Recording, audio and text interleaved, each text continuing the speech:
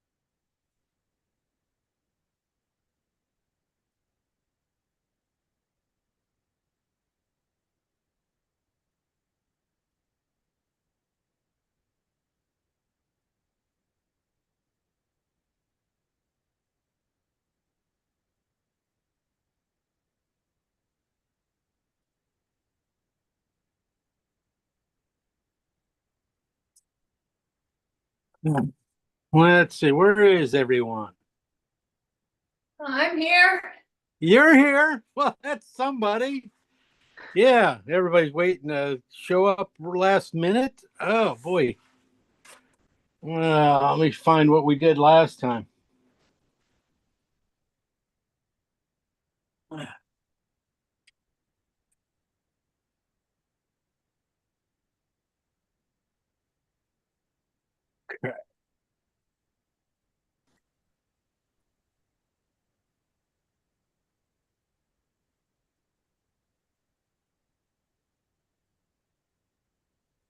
Suzanne's here now. Noel's here. Uh, Waiting on, like I said, waiting on a few more people. We'll get going. How many people are in the group? Usually around 12. Okay. Pretty good. Usually decent size for a Saturday morning. Yeah. I got people from England coming, and I got you guys coming. I got East Coast people. I got people from all over coming for this one. So just give them a few minutes. What time is it? It's 10:26 here on the East Coast, so it's still Yeah, time. I see they got 4 minutes to sign in, or that's it. Or they come in late, huh? That's then I slap fines on them. They got to paint extra for me. Lindsay's just showed up. Hey, Lindsay. So a couple of you guys are new to this, what we're going to be doing here. Suzanne and Noel. Uh, Basically, I'll just be going through this painting, what we're going to be doing on the dog here. I'll go through the, uh, you know, design and composition, little things about that, ideas. And then we'll go through mixing paint, which will probably, like Noel says, will probably put you to sleep. I didn't know my oil paint mixing put everybody to sleep. It's hypnotizing, mesmerizing. See, I gotta sell it a different way here. Oil painting that puts you to sleep. The sleep Well, button. they There have it on is. my sleeping app, they've got Bob Ross, and it's just his all it is audio of talking about his painting. Puts me right to sleep. Well, there you go. I'm right there. I'm right there. I can. I've been known to put people to sleep there. There's Shelley showed up. Hi, Shelley. Kim's here now. Good morning. I couldn't get off Morning, mute guys. earlier. No worries. We haven't even started yet. You guys are, right on time. In fact, yeah, I was just gonna go over. I was just going over what we were talking about, how this class goes for a few new people. Basically, we'll go through the design, go through the color mixing and stuff, because I love to mix, love to have my colors and everything kind of figured out, knowing where I'm going with this before I paint. I don't like to leave things in the middle. Just there's enough of that, going on, and so if we can get most of the painting figured out before we paint, it makes the finish a lot easier. It seems like we go pretty slow. I mean, it seems like pretty monotonous, and like I said, we put a lot of people to sleep during that mixing phase. But when we paint fast and we paint hard. Uh, you know, and we can get it done, the painting at least blocked in within an hour and a half. That's usually what we shoot for during the class. We hope to go get better. I mean, have a better place in the painting, uh, finish wise than that. But that's always a good spot mark to shoot for. Just a good solid block in will help. So that's what we're going to be doing today. This painting here is our last one we did in fall, our early fall, before I was pulled away for workshops out there in the northwest. Yeah, this is, it was turned out okay. It's almost dry. it's finally 3 weeks. There's always certain paint spots that don't dry. But it was kind of interesting. It was a little tougher than normal, with figures and sunflowers and a goofy angle to a house. But I wanted to leave it for you guys to paint something a little different, a little harder than normal, for you guys could have something to do for a few weeks, or paint on your own and send it to me. There was a few of you who did that. So that being said, let's we're going to be moving on to our new painting. Sorry. Our new painting. I just ran across this one 2 days ago. I had things planned, for these classes. Usually on Saturday mornings we do more animals, or landscapes or seascapes. Kind of had a seascape in mind to do. But I ran across this one. I looked at it and go, oh my God, that is a fabulous shot. It was just on artist reference site. Somebody put up some pictures of their dog. And you know me, I love dogs, and just got done painting a lot of dogs in the Northwest, and we got a few Northwest people coming to this class. So I figured, why not take a shot at it? So this is what we're going to be painting. I think it's an English Spaniel. She said, I forgot her name. I will try to figure that out, and at least I'll write that on the back of the painting. Whose photo it came from. But I also flipped it. So the dog was going the other way, but just to get it out of the, what everybody else does. If I paint it that way, someone's going to see it and probably say, hey, you borrowed it from that person. And that's okay. We have permission to borrow it. So, this Springer Spaniel we'll be painting. I loved it. I just love the light on it. I love dappled light. And I like the way it moves around the dog and fades off in the back. And then you see a little bit of the door and some other stuff. I'll pull this up in a second and talk some more about it. But I just want to say, wow, I just love the lighting on it. I just thought it was so rich. And the look on the dog's face, I see that every day with my guys. So I know sometimes I just see something and I go, I'd love to paint that. And so that's what I want to do. It's easy to paint when you really are inspired. So that's what I wanted to do. I want to paint something I'm inspired by, and hopefully I can inspire you guys to like it as much, and like you said, there's a few people out there who want to paint their own dog in place of that. That is fine. I mean, we just get the dog in that kind of position if you want, and it shouldn't be too tough. So let's pull it up. It looks like, hi, Jim. Hey, Yay. It looks like my grand dog, and she's a Springer Spaniel. there you go. See, Yeah. you got Christmas presents right there. We're going Christmas present shopping. That's right what now. I'm doing. I know. Love it. It's what we need to do, and if nothing else, a really nice painting of this, even if it's going to turn out really nice, would make anybody happy. It doesn't have to be their dog. I mean, or it doesn't have to be a dog owner. This is the kind of painting that, transcends a few things like that. So that's what I was thinking.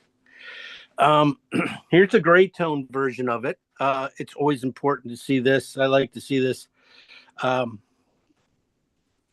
in here and see what these gray tones look like. A lot of red usually goes dark. Red's always a pretty dark on the gray scale. So you can see a lot of those tones there. Usually going to be right around 8s, those darks. I think these darks here, right around 8. The highlights, probably no more than a 5 or 4. in those areas. That means all this hair stuff. You can just see the values.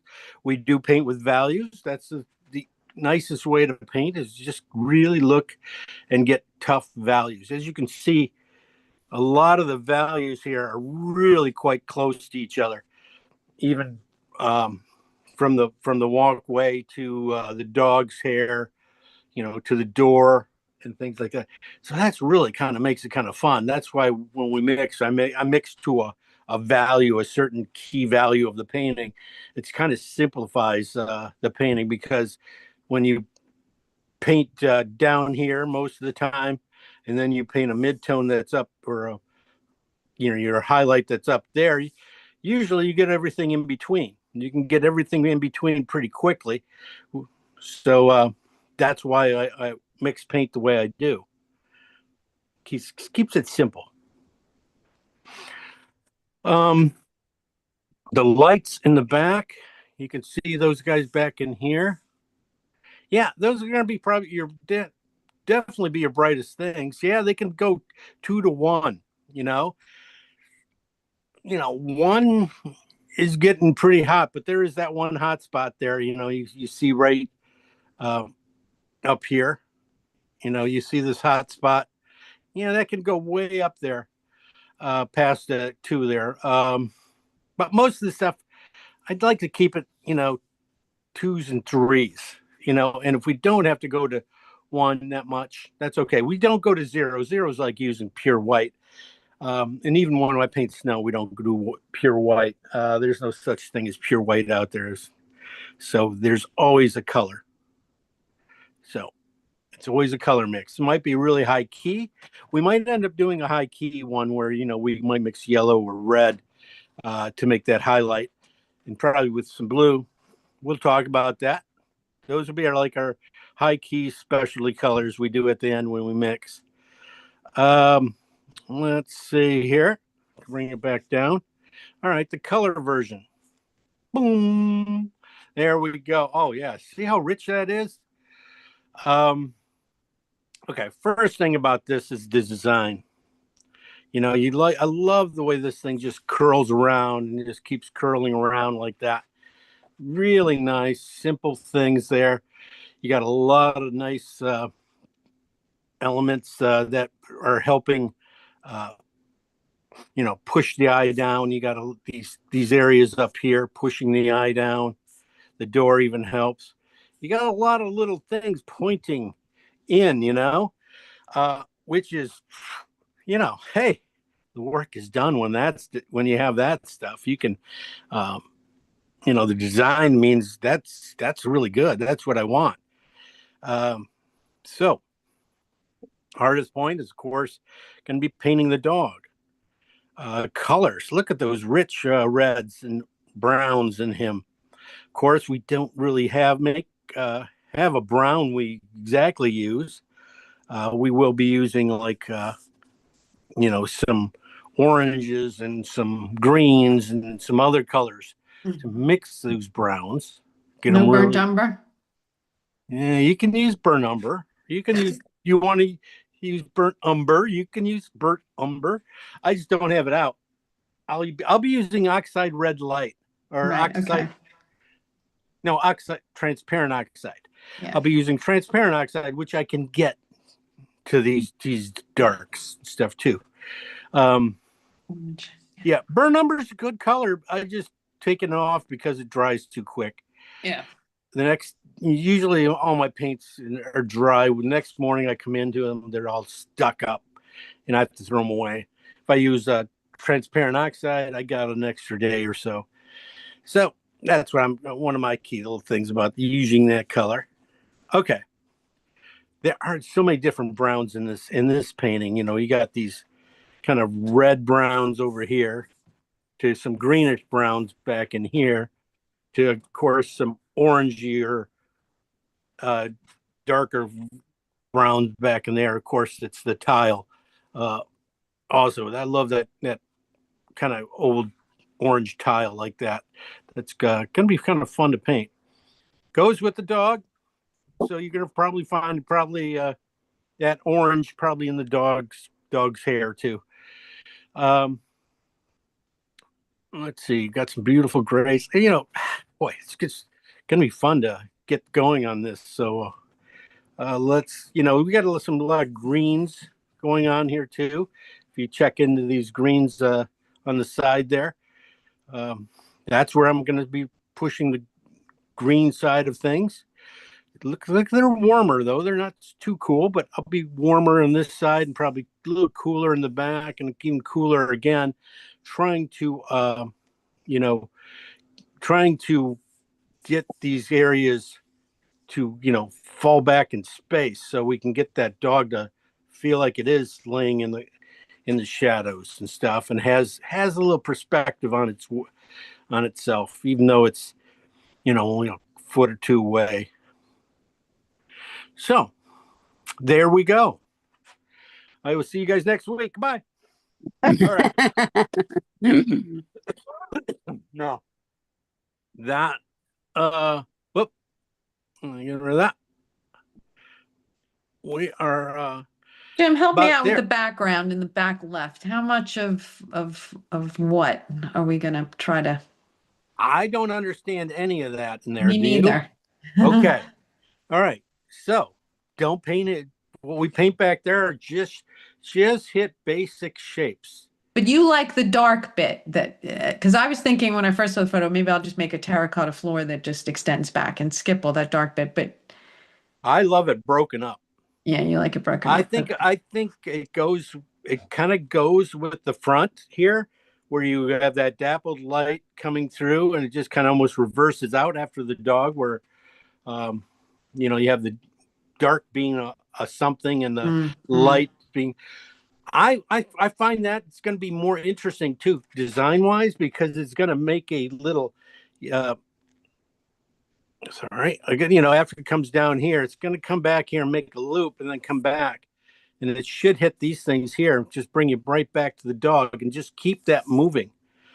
That's why I love it. I think you know, and I don't care if there's a banister there. I don't care if there's a stool there. I think the shapes, seeing it as shapes. I love they're not all the same size, and so it's really kind of cool.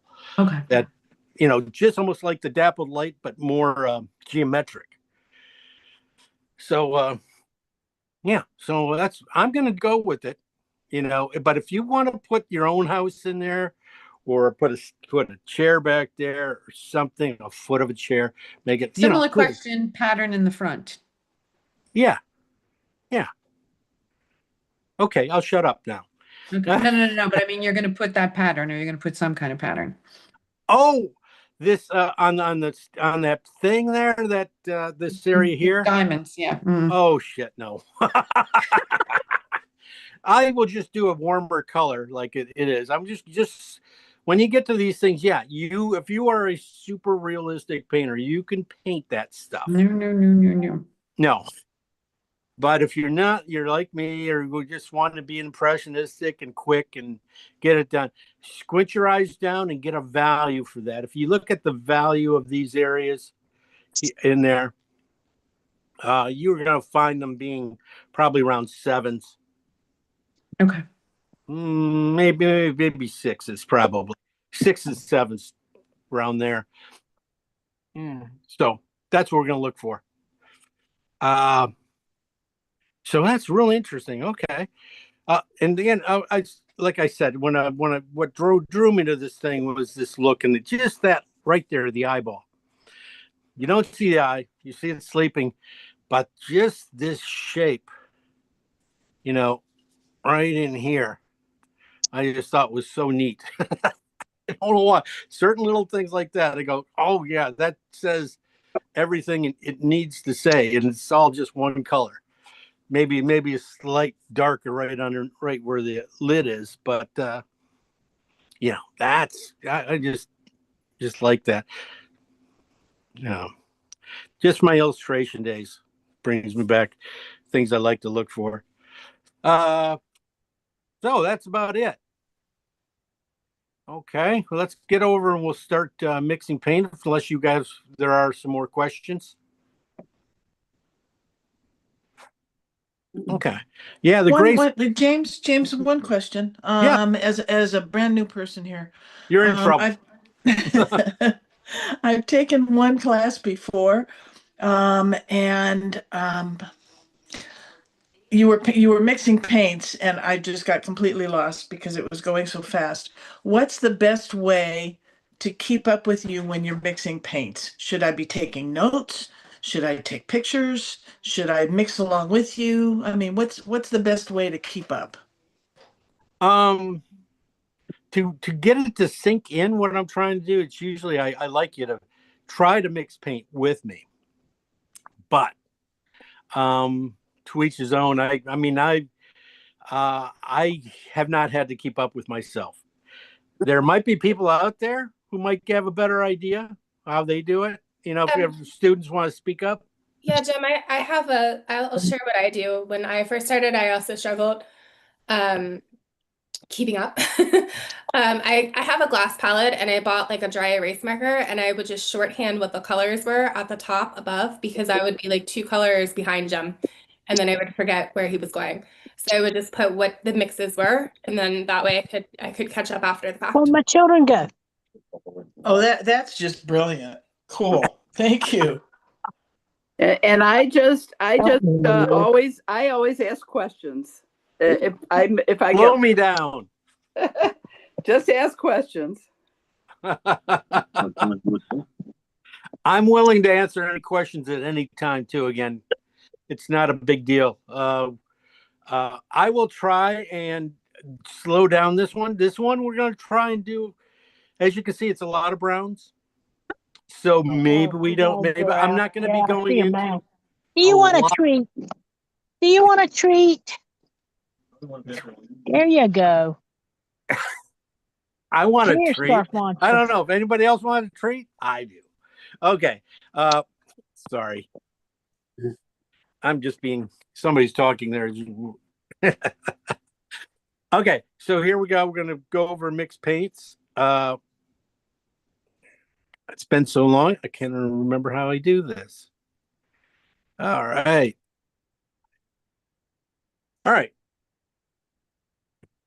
So this is my kit. Usually this is what I always paint with. My colors lined up over here. I have titanium white out. I have cad yellow light, cad red light, and cad orange. These light ones here, they're the ones that bring all the life to the painting. They really can really make a painting sing. Then I have my mid-tones kind of thing colors where I have an ochre. This happens to be, I think this might be orange ochre. I thought, it's left over from another painting. I didn't use much of it, so I just leave it on my palette. I don't try to get rid of paint too much. I have light oxide red. I've been calling this oxide red light, and people have been trying to find this paint and have been having trouble getting it because it's really light. Light's the first word, light oxide red. So sorry about that to everybody who couldn't find that color. I have a alizarin crimson out, or a rose madder deep if you are a Rembrandt. In fact, I forgot to put it out. Put out the extra. I'll probably have to put it out. Cobalt blue hue. Like I was saying, this blue is a knockoff of cobalt. It's not cobalt. Cobalt costs way too much, and it is not as dark as this. I buy this.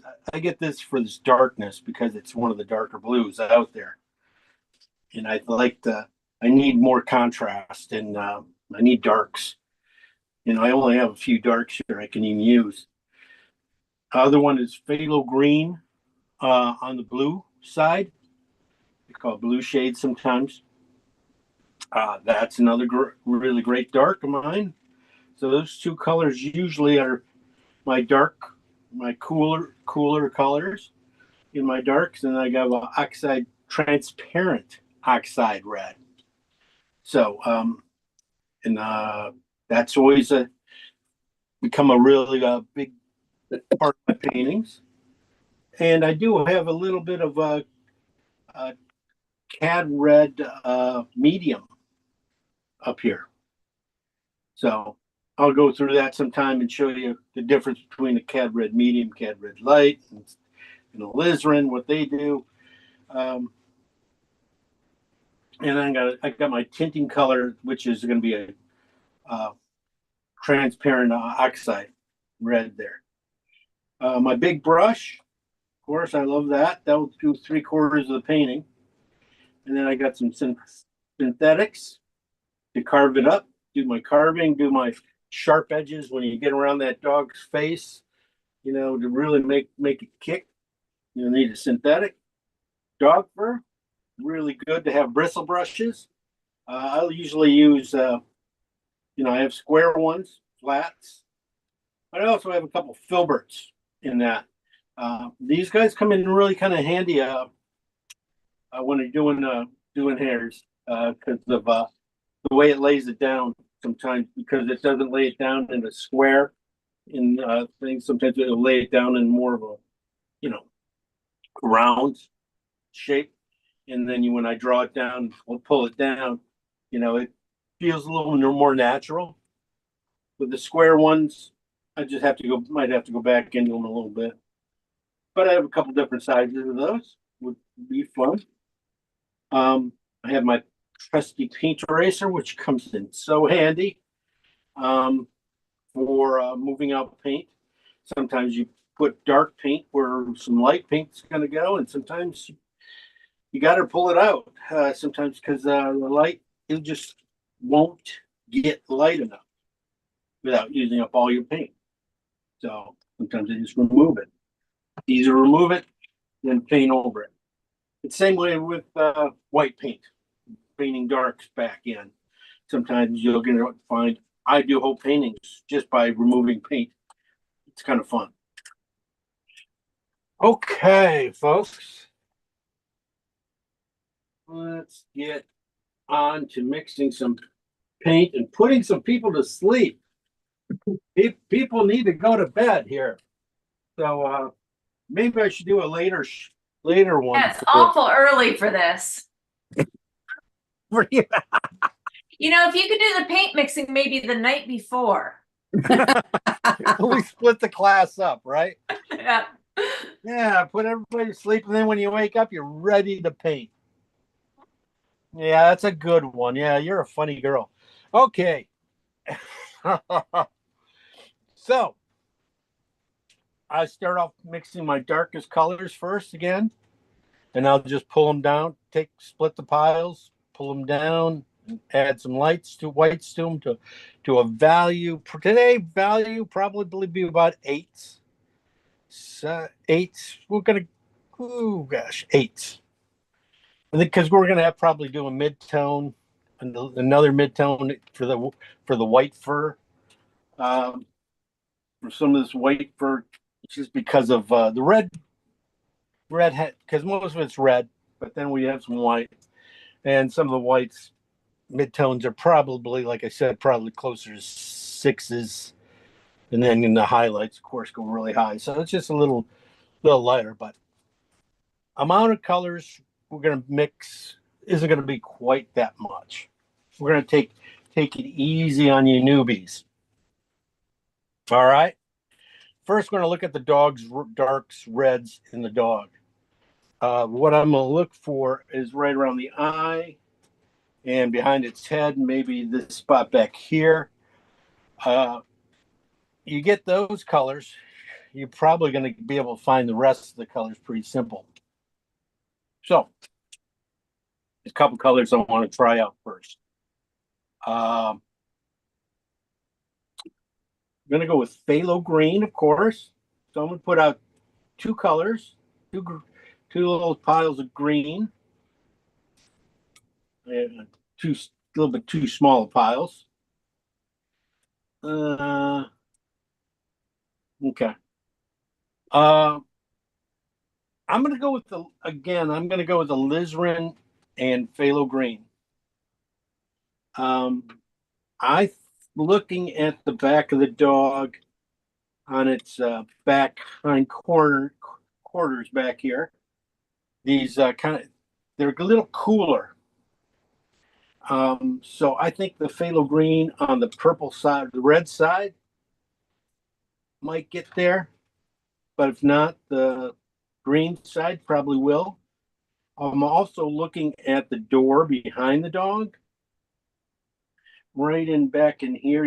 Yeah, of course you can't see it. That's how simple we can make it. We don't have to get that show a whole lot back here. But I'm looking at a little coolerness right behind the dog and a little bit warmer here. So even if these colors don't exactly go here, they'll end up there. Okay. So it's a good color to have. I think those colors here, and I think I might be able even to tone it to fit into the shadow of this mat the dog's sitting on. So again, phthalo green and alizarin. I'm a broken record when I come to mixing paint, I tell you. I feel like it, but I just see these colors and I just know what they are. Next one, we're gonna put out green again. And I'm going to go with Cad Red Light. It's a little different. I'm going to keep it on the red side. Might take a little paint to do that. As you can see, it stays very green. So I'm going to put a little more red into that. There we go. And I'm looking for this to get in here. Okay, it's a little light. Let's see if we leave it on the green side a little bit more. Is that Cad Red Light you're mixing in? Is that what you Yeah, said? ma'am. Okay, Cad Red Light with phthalo green. okay. Catch up, catch up. I've done this before. It took an hour to mix all the paints for one of your painting things. And I was like exhausted by the end. Yeah, I'm trying to speed this one up, but I don't, but and only do so many. I'm gonna try and keep it, knock on wood, try to keep it a little simpler. But so most of these colors are going to be in the browns and things. So they're going to have some greens, some blues. Speaking of blue, I'm going to go blue and Cad Red or Cad Medium. You have Cad Red Medium. That'd be great. If you don't, you can mix a little alizarin and Cad Red together. And if you aren't using Rembrandt, which makes a very bright Cad Red Light, you might be able to just use Cad Red Light for this, because sometimes you find that this is everybody else's Cad Red Light. So blue and Cad Red Light. I'm going a little warmer than alizarin. Usually I mix up alizarin in this color, but I am going Okay, wait. a little bit warmer. James, this was the Cobalt and Cad Red Light? Yes, ma'am. Or no, Cad Red Medium. Cad Red Yeah. Medium. If you have, Okay. if you don't, you do Cad Red Light. Cad Red Light. There, I'll do a Cad Red Light too, just for you guys to, if you don't have it. James, I can't get the lid off my Cad Red Medium. Oh, I'll be right there. There's another red, like Indian red or something like that. Does that work? No, Grimbacher red. Try it. I'm not exactly sure what. Yeah, that'll work. It looks the same in the tube. Okay, that'll work. It's got maybe a little more cool.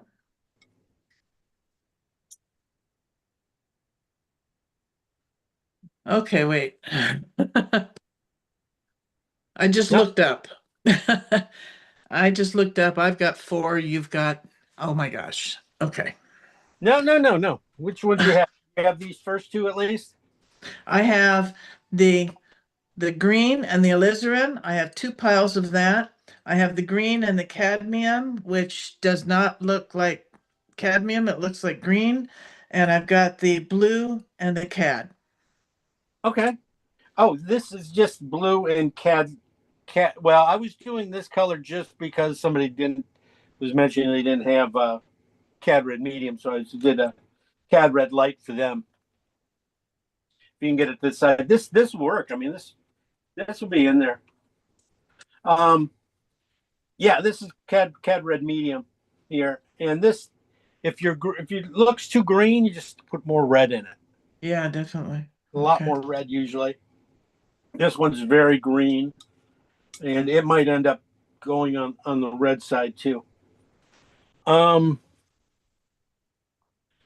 See, I can see these colors here, definitely in the door too. Definitely, if I put the blue side, I'm going to make sure these 2 piles are not the same feeling. That this is definitely on the blue side when you pull it down, and this is on the red side. So you got a purple and you got a bluish tint to it. You know, that Not will working. really make the door simple and easy to paint. I expect to paint that 3/4 of this painting is going to be pretty simple to paint. The dog's head is the only thing I think really we're gonna have to nail. Let's see. Okay, now we're gonna do a couple specially more dog colors down here. We're gonna leave these guys, and we're gonna do a few dog colors here. I'm gonna get this one out of here. I'm gonna go with oxide red light oxide red, which is a lot like not burnt, a Venetian or Terra Rosa. It's just like in between those 2 colors, where Terra Rosa is kind of warm and Venetian is just a little cooler. This kind of falls right in between them, I found. So I like using this color. Could you name it once more? What's that? Could you name it once more? Oh yeah, this is light oxide red. Thank you. I'm gonna go light oxide red with cat orange in it. I'm looking for mid-tone highlights with a lot of color. And right around the face there, right in here, I kind of see it. And if I push one onto the orange side, really heavily on the orange side, I think this color up here is good, but I know when I add white to it, it's going to dull down. But I think this color should be very nice in there. I mean, these 2 are very close already. So I really need to push this one on the orange sides. They're too close. There we go. So you can see a kind of a good jump, and that will get me into a lot of the richness into that dog's head, and probably into this back area here where you got some nice color in the fur in the back there, some warmth back there.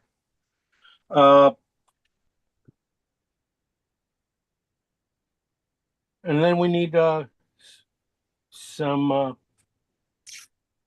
grayed out colors. We just need some gray for the map. And we're going to get that pretty easy. We're going to go with oxide, transparent oxide with blue. And definitely one on the warmer side. I'm going to say also probably going to do another one with transparent oxide because I love it so much. But so I'm just putting that out. Maybe it'll work, maybe it won't. I think this red cat lizard might. Talking to myself, sorry. I'm gonna go, like I said, blue to these colors. One's gonna be on the blue side, one's gonna be on thing.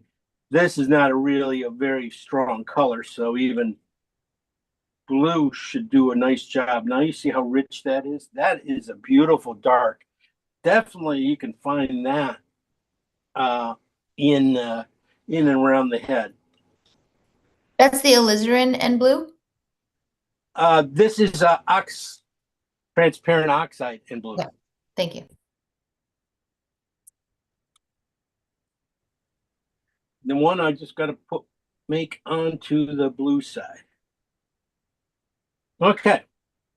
When I take these two colors down with white later on, I'm hoping to get the matte color on one with the blue side and the other cement color with this on the warmer side. All right, so I have a few dog colors going. I just want to have maybe one more, and that'll be it. We'll go to war with those. So this is transparent oxide. I'm using Venetian. Is that okay? Or you want the or burnt sienna? If you use burnt sienna, you can use burnt sienna instead of this color. Oh, okay, burnt sienna and blue on these two. Okay. And then burnt sienna and alizarin. The two blue with the transparent oxide, they look pretty much the same to me on the camera. On the one on the left is more blue, is that correct? And the one on the right is more red? Yeah, if I pull it down, yeah. You can barely tell that. Okay, gotcha. There's a slight thing, there's slight there. You know, I could still push the blue into that one a little bit more. But when it mixes up, it doesn't, it's really not going to be anything more than a black. Okay. Good black, though. Hey. That's really pretty, yeah. It's a nice color. It's a really dark, strong color. Definitely, maybe, you know, even though, you know, back here, it's almost too dark to go back in here because anything back in here is going to draw your eye. And if it has too much dark in it back there, it's going to pull your eye. It's not going to draw your eye. It's going to pull it. And we don't really want too much back either way. So we'll see, though. I think that's going to work out pretty good. And these ones are just alizarin and oxide red. I'm seeing right in here, there's some redness here. That's what I want to get in here. So, is one more red than the other? Yeah, one's going to be a little bit more red. This one is definitely red. This one's a little warmer. And we'll see. That might be too red for most of this dog. It might be. But it might, you know, sometimes you just need a spot of red. And it could also, I could see it maybe being a secondary tone into the door that gives that door a lift in the front here. Right in here. It's a little red in that tone. Could be definitely in there. All right. Basically, we only need our lights left over, but we're going to take and mix all, we're going to get a lot of those, the lights we're going to need, the midtones by mixing midtones. So we're going to take every pile we made up here and we're going to split them. And we're going to add white to them to about a, like I said, a 7. Did I say 7? I think 7. I could be light. I've been going dark lately, so, you know, sometimes you got to know yourself. So if we go 7, I'll probably end up at 8, and that'll probably be the right number. Some of these colors, lighter colors, are already going to be there. But we'll take those down to the next midtone, which would be probably about a 5. James, those first two on your second row towards your palette, would you tell me what those mixes were again? Heck if I know. Thanks. No, those are green and alizarin. Oh, not on that one. Venetian red or transparent red oxide and orange. not Okay. transparent oxide, not transparent oxide. They were oxide red light Oxide, sorry. or light oxide and in orange. Okay, These are you can tell the transparency is right, pretty got easy. those. They're opaque. right.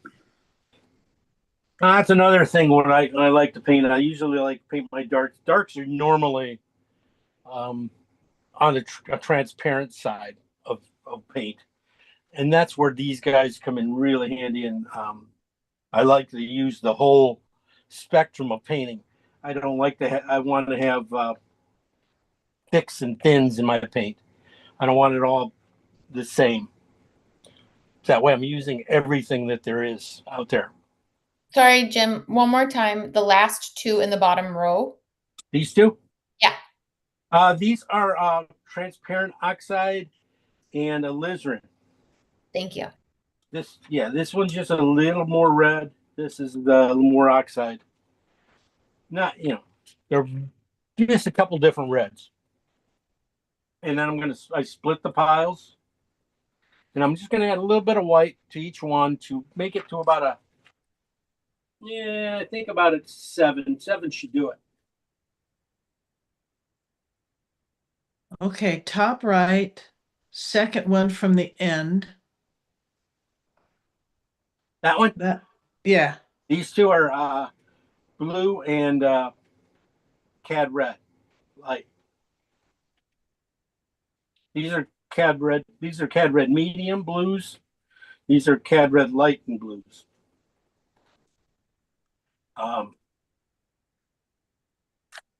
You can't really tell a lot of these colors apart till you add just enough white. Of course, phthalo green and alizarin. Well, now that is the perfect blend almost of the two colors together. What you get is a beautiful gray. And before I go on, I'm just going to check it to see where, value-wise how I'm doing here. So I know it will fit. It's really close. It's probably closer to a 9 than an 8. And I said going to 7, so I'm going to use all my white.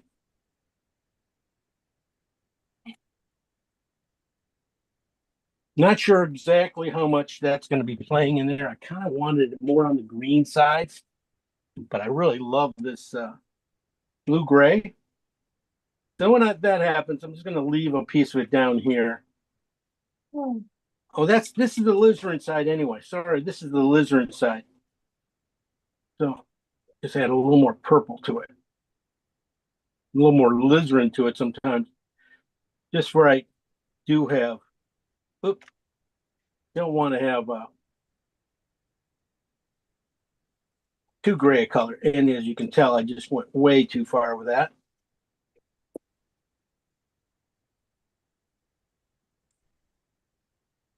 And I'm just going to mix in a little green back into it. I always have this and this. Value it up. Getting lost. What's that? Mumbling to myself. Okay. All right.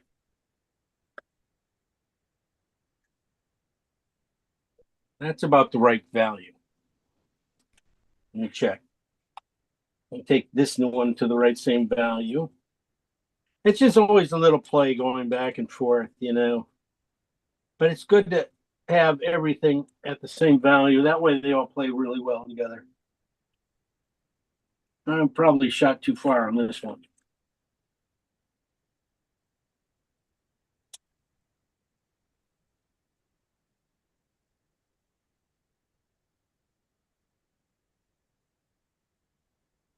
Close enough.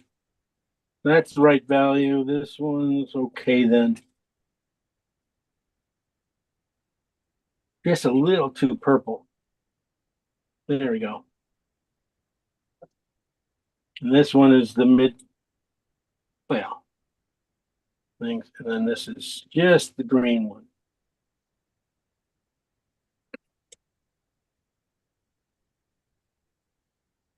All right.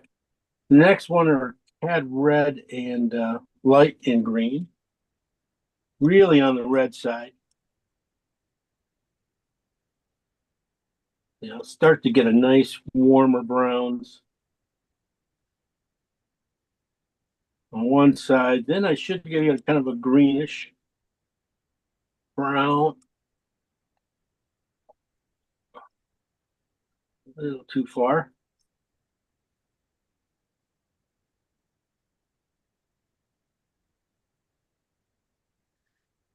Yeah, this is going to end up in the fur underneath. These two colors will end up underneath in that fur up here in this area and probably in the back. Those kind of colors will definitely be in there. And that is the phthalo green and Cad red. cad red. Thank you. Cad red light. Because we are doing some cad red medium here too. So then here's my Liz blue and cad red medium. There we go. How are you getting purple? Blue and cad red medium. Okay. More blue. Yeah, that's on the blue side. Okay. Not sure exactly where it's going to go, but I'm going to find a place for it. Definitely it'll be mixed. It'll be a mixed color maybe.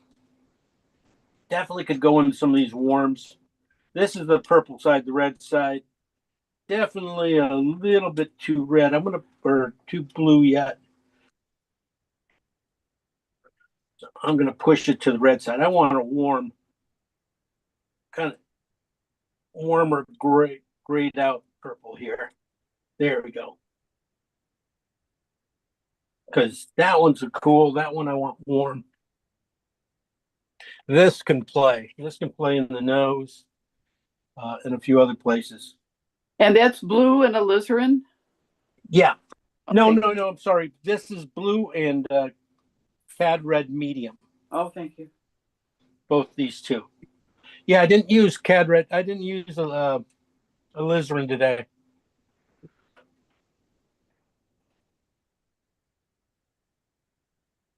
At least for these colors. This is blue and cad red light. Now, if you see these guys gray out nicely.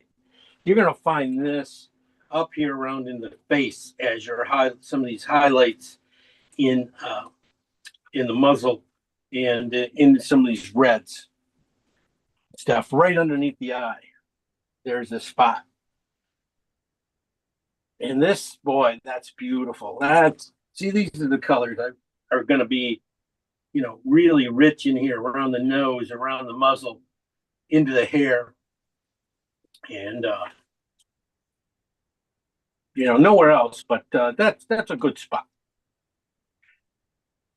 We'll take these guys down one more time, too, a little bit. We're going to just take and mix today. I want to put everybody to sleep.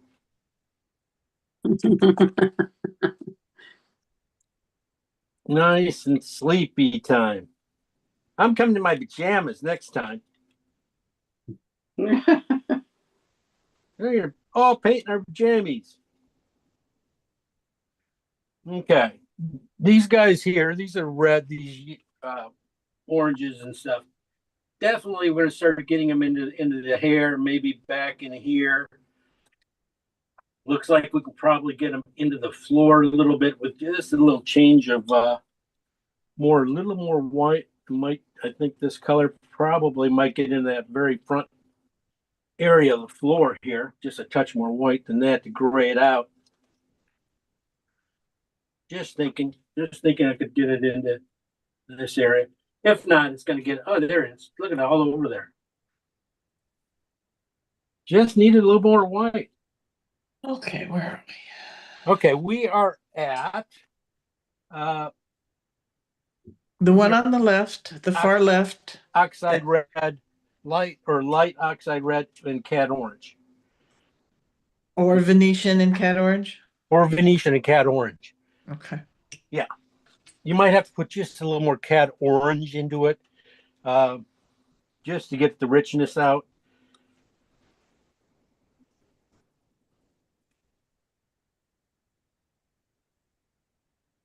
like I said, these guys are going to be, I'm going to lighten them up a little bit more than the other ones already because we were already at pretty much kind of a mid-tone value.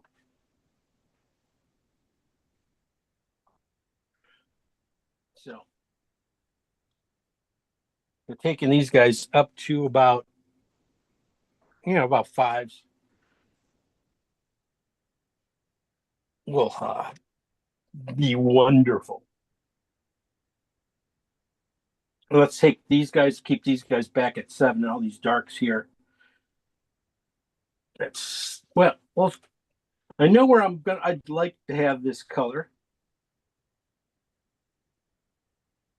I'm thinking of floor and matte,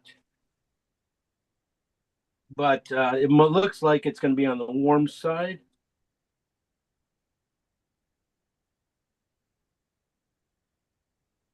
So I'm still going to go to the dark side. I'm still going to, this comes closer towards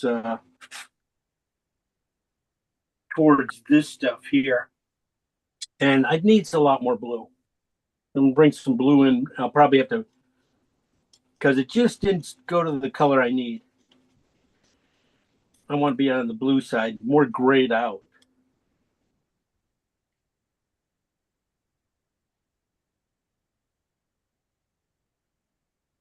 Yeah.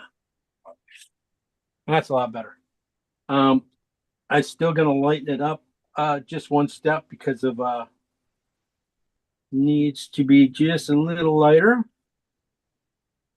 Like I said, about a 7. Right now I am at 8 almost perfectly. So another hit of white. What red is mixed in that one? This is transparent oxide, or you could use Okay. burnt sienna. Okay.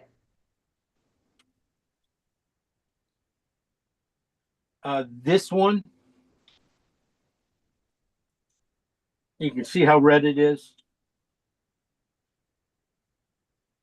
Or I just, walk away and, start adding blue to it or something else to gray it out.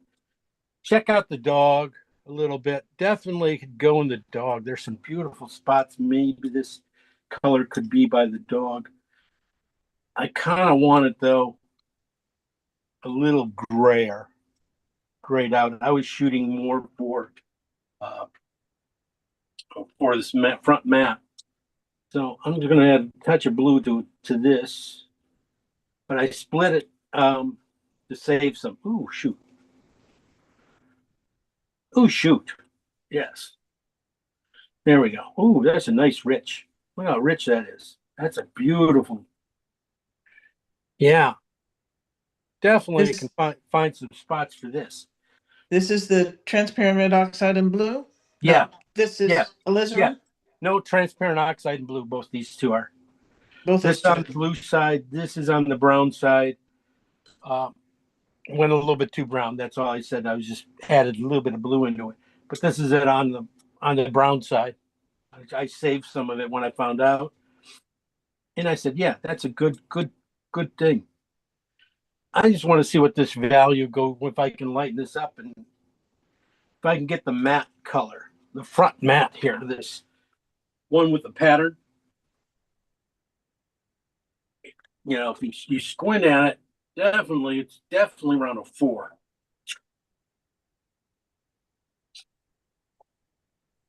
Let's see if I can kind of. I hit it closer to 3 and 4 too. Dark, some dark colors back up here, tone it back down. Trying to get it in there. As you can see, it's just a little warm. So grab a little blue over on this side, bring it in, gray it out with that. See, I'm slowing down for you guys. Just a little more blue, just the gray. There we go. Not too much. Oh, too much. That should hit me in this area here. I can start to use it for all these these spots, these light spots, dappled light. Use something like that. Maybe then just lighten it up a couple in the spots in the middle or something like that. It'd be fun. Is that one looks a little from on the photo, I mean, on the TV, it looks a little on the browner side. Is it or not really? This one is on the browner side. Okay. This is it on the red side. This is like, yeah, a lot more blue into it. In fact, this one too, I had a lot more blue to it. Right. But these colors here can be really important for that dog's fur. Right. I think I can get all my lights. Pretty much for those. Okay. And then we get to these guys. Wow. Look at that red. Who knows where it goes. I'm supposed to know, but I don't know. I'm gonna put a little more. They went really little light. I'm just gonna add a little more transparent oxide to this side because it went a little light and a little, just like this one. They wanted a little red. I like it in the dark like that. But when we come down to the midtones, the red just kind of really overpowers it a little bit. Not playing well with the other colors. So that's also another thing to keep looking at when you're getting there. That make sure you're gonna have to have some colors that sing, but I don't want to sing off key here with a little more red than it should be. Probably be more on the orange side. All right. So those are pretty much everything but the lights, final lights.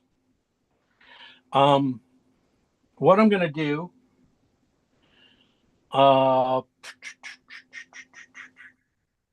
is take all these midtones, all these colors here, these greens, just a piece of them. I don't need much because it's mostly white. These are just blue and transparent oxide. I need a couple orange ones. So I'm going to go over here to the oxide red, light oxide red, and light oxide and orange mix. Sorry. I want to get those. And then I'll need some blue grays.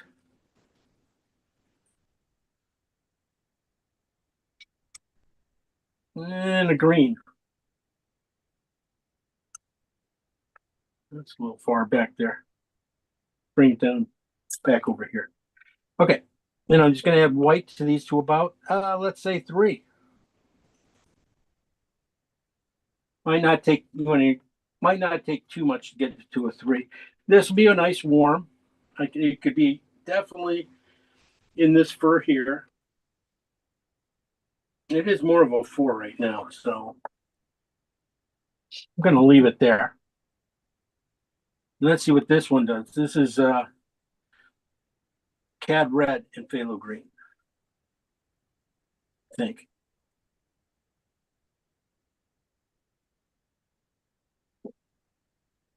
Not much difference, but maybe we'll see some.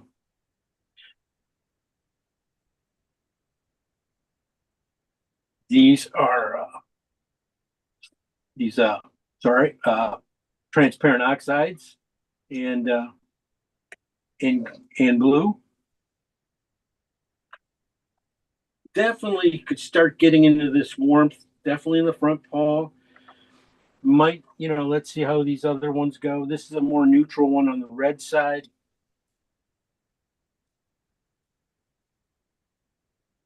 Oh, that's blue in a transparent oxide. I wonder where did that come from? Definitely highlights back here, maybe. I'm going to lighten it up just one more step, just a little too much color. And then the orange version.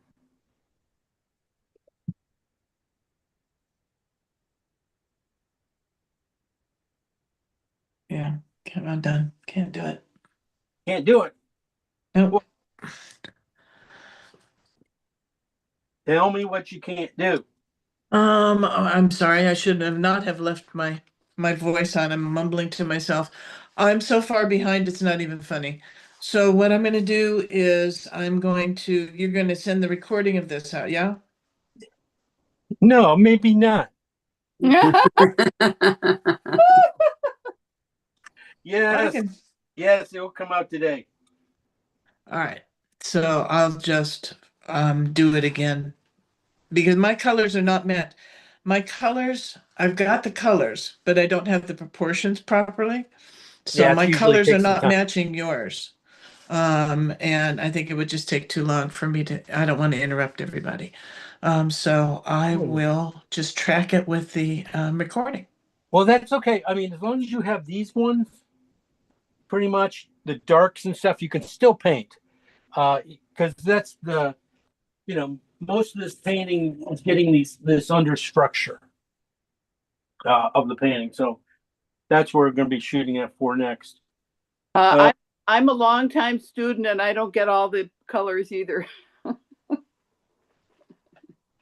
What do you mean? You lied to me then.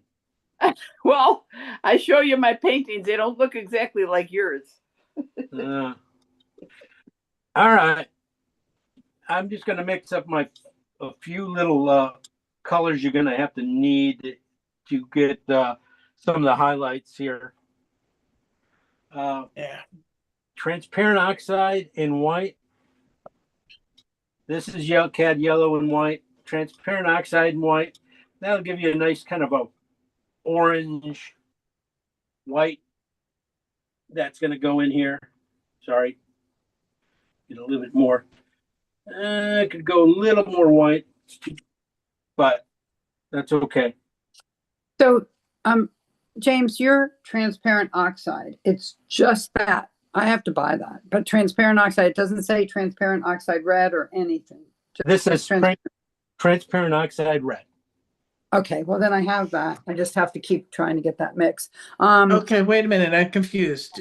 Transparent oxide red, and then there's light transparent something? No, it's not transparent. Just light oxide red. Light oxide. Okay, sorry for interrupting. Keep going. No. You're fine. You're fine. That's what it's all about. These first ones. I'm gonna do my last. I put one else out. I need a cool color. I need a blue and white. Just blue and white. Oh, that one I can do. Can you do blue and white? That'll be my last little color here. That goes in against these warms and gives you the hot spots and things like that. Just got to get it to right where the blue takes off and the white yellow takes off. I put too much yellow in that, so this is really like the key color. But then when you put the blue next to it, usually it'll just gray themselves out a little bit. As long as they're at the same value. And if they stick out, you can tell that they're not at the same value. But when you can put them right next to each other like that, that's putting a blue against the white. And then you can just see how the blue just, blue against the yellow, I'm sorry. And then you can see how that just shimmers. That's what you look for. You want to make shimmering colors at the end. All right, I'm going to go through the colors again. Mixes we just did. The first top rows, these are alizarin and phthalo green. We took them down to about a 7 value. This one here was a good mix of both these, of green and alizarin together. It looked better when I first was mixing it. Now it looks just like the alizarin, so it's not really that big a deal. I'm gonna put a little more green in it. Maybe that will make it better. The next one, I decided to go with Phthalo Green and Cad Red. Mostly on the red side, even though this one's green, it was a lot of red. This color is usually a lot greener, but I want them on the red side because of the dog. I brought them down, and you can see how Phthalo Green still takes over at the 7s. I brought them down here. I put the green down here too, and added white to it to about a 3. Then we went blue and Cad Red medium up here. Really dark, no white, really on the red side. Maybe even probably just a touch more red into it, just to get the red, the shimmer. So it really stands out a little bit better from the blue side. That's blue and Cad Red medium or blue and alizarin? I did Cad Red medium. Did I just say alizarin? No, you said Cad Red medium, but okay. It's really close. I usually do a blue and alizarin, but I wanted to keep it on the warm side today. So we did over here. We just did blue and Cad Red light.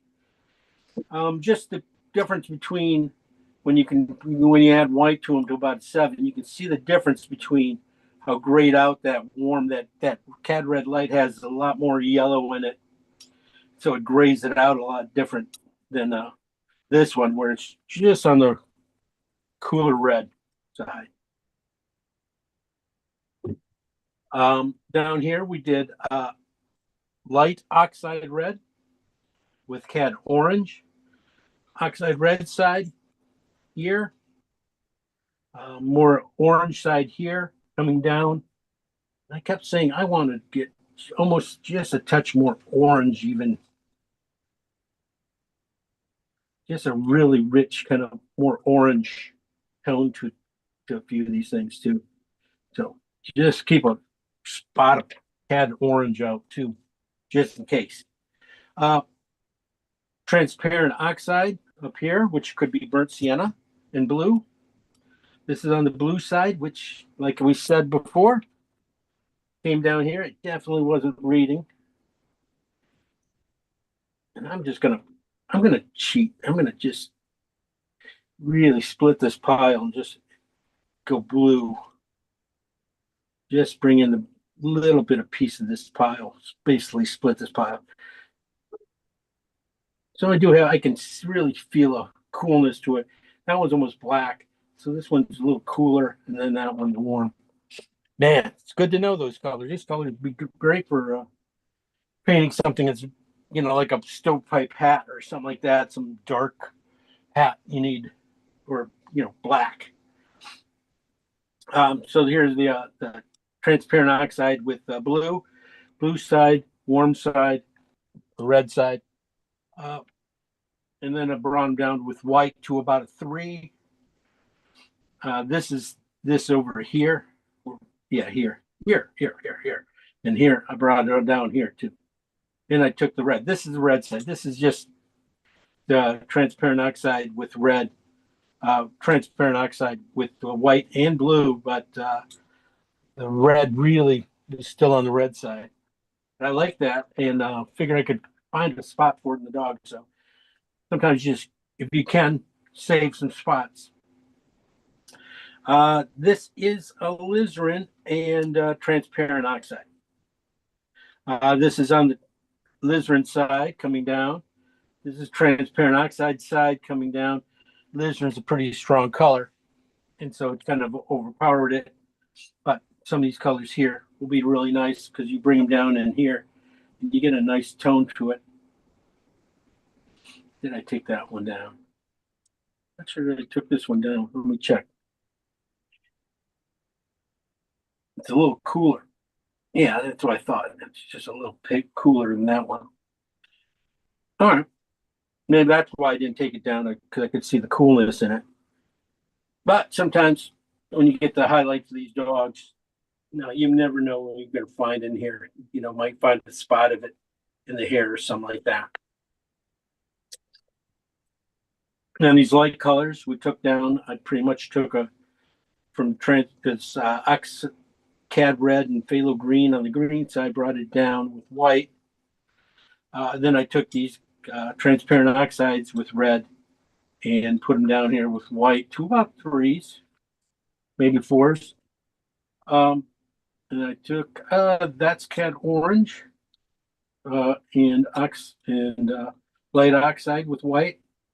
And then I took some cools up here and put them down with white. Those last bright colors, the brightest colors down in here, my frosting colors. This is transparent oxide with just white.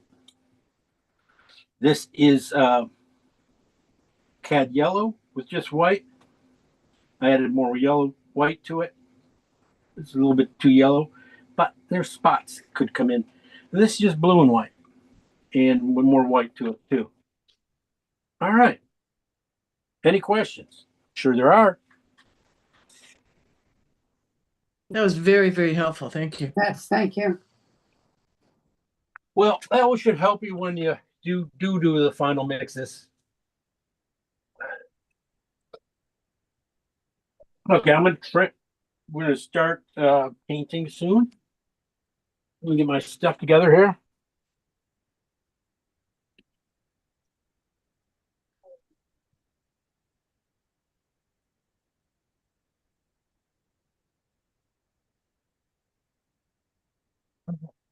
Up.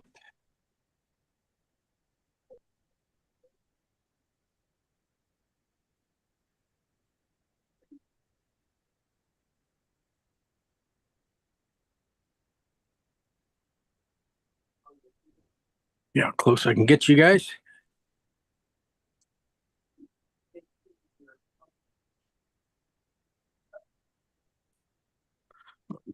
Right into here. And it closer, I won't have any room to get my feet in.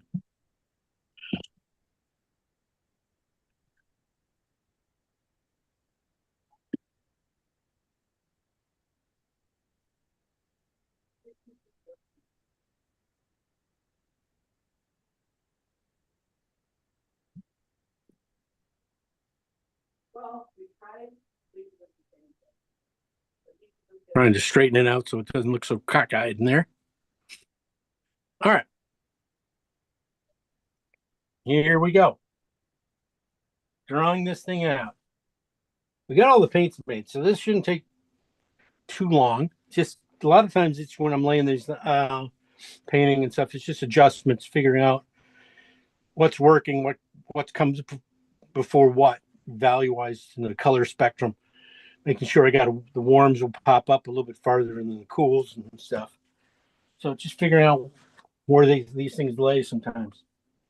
I like to get rid of any light white on my canvas, so I'm going to use transparent oxide with transparent oxide with oil, and just get rid of the tone. This tone, maybe I get lucky. This tone might be somewhere in the dog, and I won't have to paint. I mean, it's easy enough, but I want to have the full range of thick to thin. So you have some things like this beautiful transparencies that are happening right in here. I'd love to have that happen. I'm going to try and get that to happen like in this floor area, maybe, just see if I can leave that. That's pretty close to the color. It doesn't have to be exact. One of the things about painting, not very many things have to be exact. All even when you're painting something like this, you just need to be in the right area, close to it. So value is more important, is really most important. And then into, the color family, warms and cool, make sure it's in the right and you can get a long way with just those. I do have to wipe it up a little bit like this, or it will just drip. I don't have much oil on this when I do this, and I do wipe it down very good. I do. There's not any real oil left. Just a little bit of this.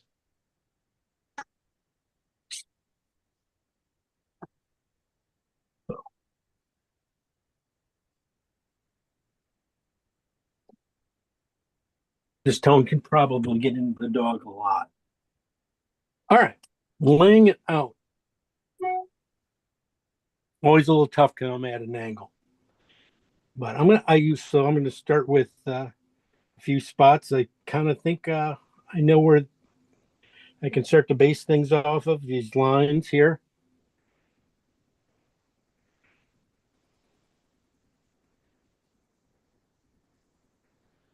You know, because where I want that dog's head is probably right about in here. Or in here, a little bit smaller. There, that would be shadow. No.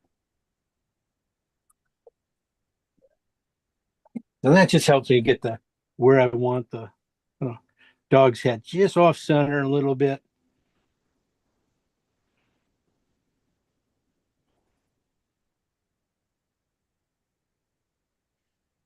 Maybe I do want it right here. Really want to push it over just a touch. Talking to myself, sorry.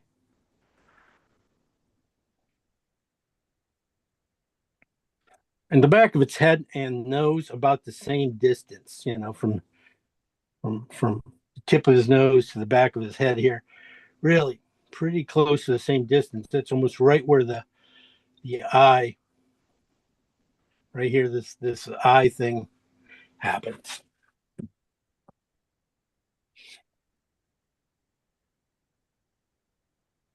About two eyes over, and then you got the ear here coming down. And all you got to do is get the paw in here.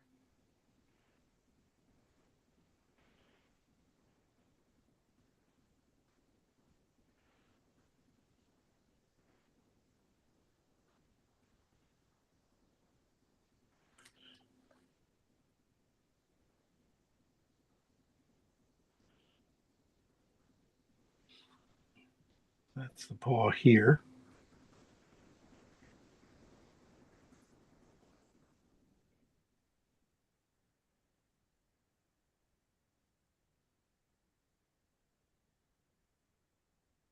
And then the other paw coming in,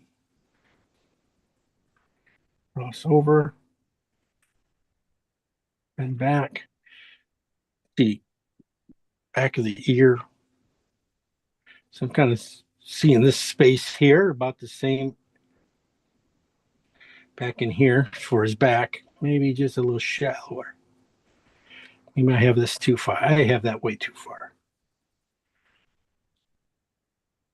Kind of missing though.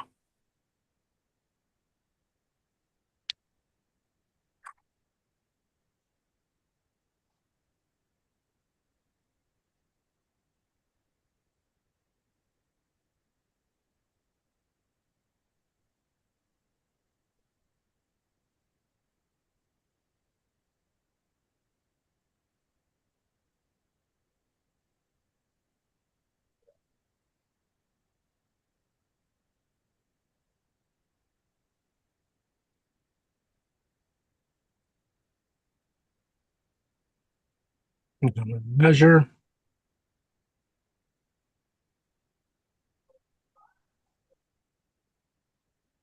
Half that. So that distance about half. So it's about there. The back comes about there, height.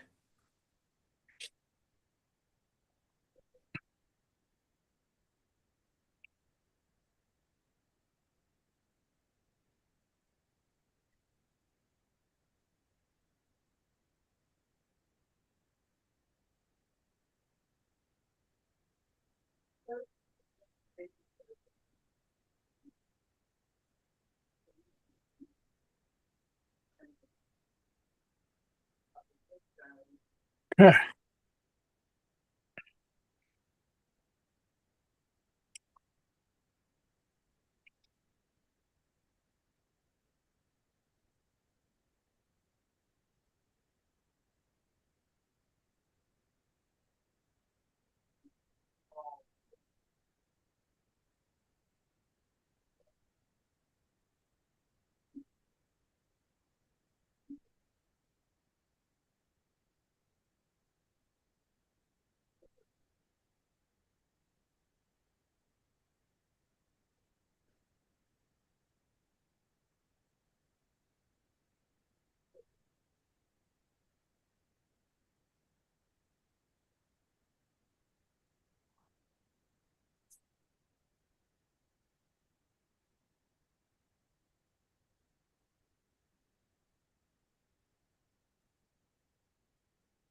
All right.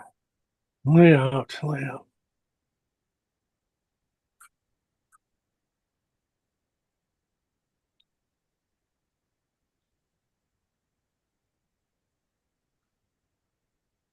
Right, basically, you see this back in here. It almost is like, this back shape into its haunches, into its tail.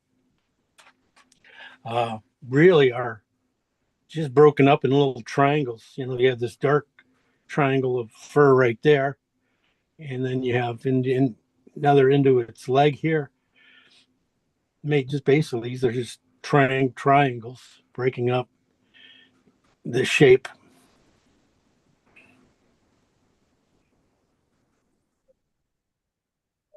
Let's see how we get this paw. This come in here. This should be right there.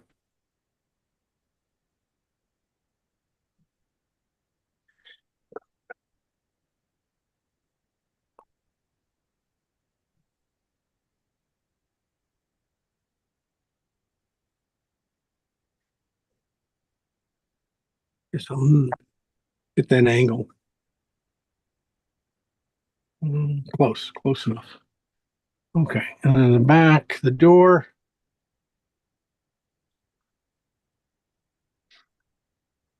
See where I'm going to lay that door. I just want to make sure the door's out of the middle, so I'm not drawing a line right down the middle of my painting.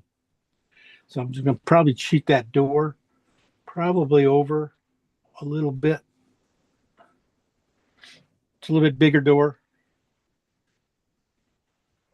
Okay. And then going back here, just, it's going to be just dark lines representing something. Doesn't look like it's much of anything. There's a little drapery probably looks like coming down here. And some other stuff, but so basically I just want to create enough space that this interest has some interest in it, because this door is going to be pretty flat. It's going to be a real quiet spot, this painting. Not going to make much noise at all.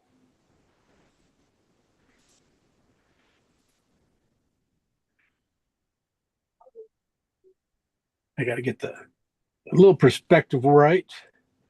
I don't think it's going to be quite that.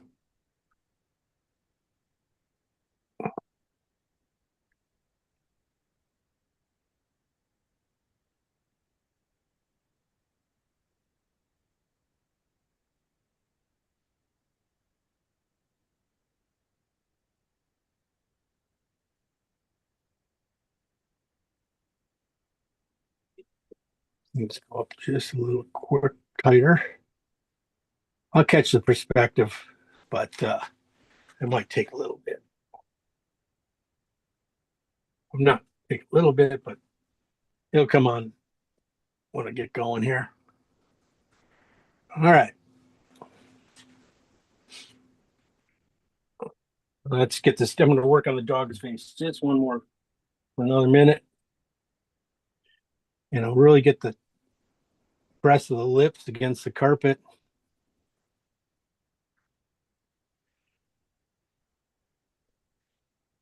And then just coming up to the nose. You can only have one little nostril there.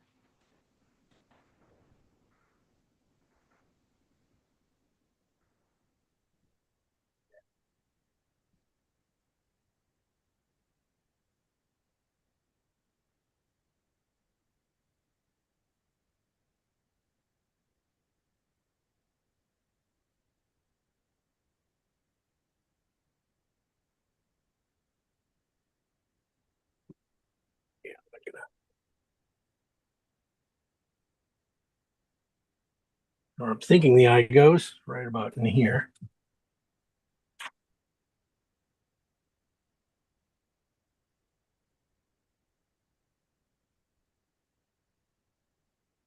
About a spot for the highlight. And then we got over here, you have probably its back leg. I wouldn't doubt if it's back. This is, it's a little bit hard to tell here. There's this little white spot here going on right back in here. And I'm look closer at it, and I was kind of thinking, could be his elbow, a little bit of his elbow coming out and his leg coming out this way. So that would kind of go up a little higher and this come down a little bit more. But it also could be his back leg kicked out from underneath back in here. That's what I'm thinking it really is. All we have to do is get a little bit of idea of this back paw here. That'll be fun. And some tail.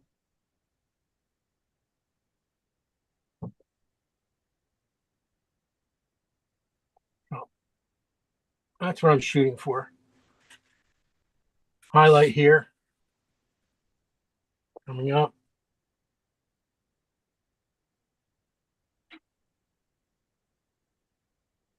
All right. Like I said, the thing here. This is a nice little tool for straight lines. It's a window. Squeegee. Thank you. Squeegee. And you can do nice little straight lines when you need to, when you come back in and just hit it like that. You can do nice, it's beautiful to do this kind of stuff because it simplifies it. I can still draw a straight line, which is fine, but sometimes just, dropping in a real straight line sometimes makes it a little bit easier, speeds things up.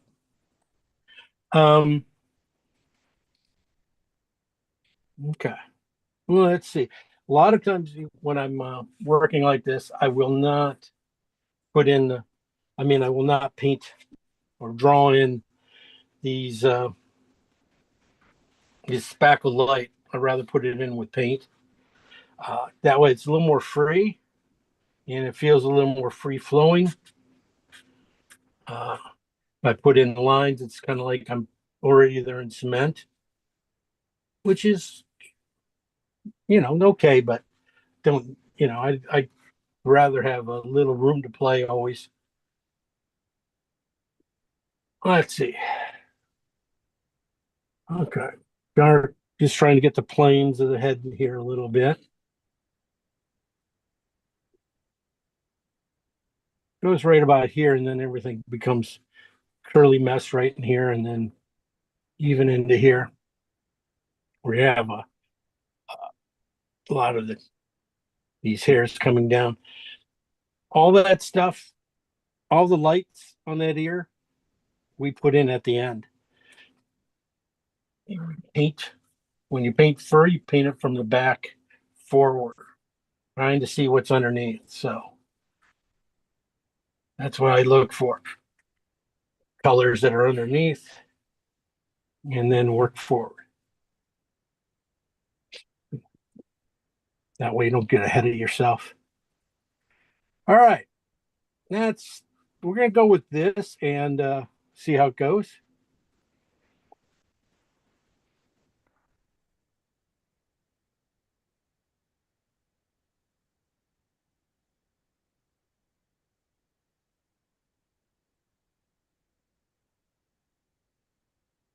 Yeah, this is not going to help you guys very much, is it? I should have drawn just off a little bit.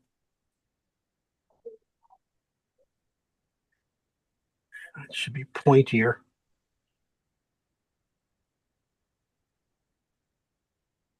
Okay. A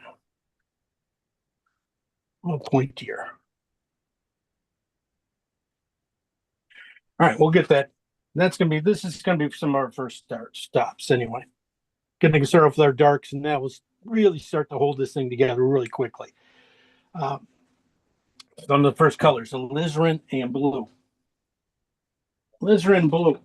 On the red side, the alizarin side here. Just a touch of oil in my brush, just barely a touch, just to make it speed up. Definitely want to start back in here. I want to just start right in the door and start to lay this in. Get this purple in here, kind of a start with the darks. This will help really start to hold the dog in place a little bit so he doesn't run away.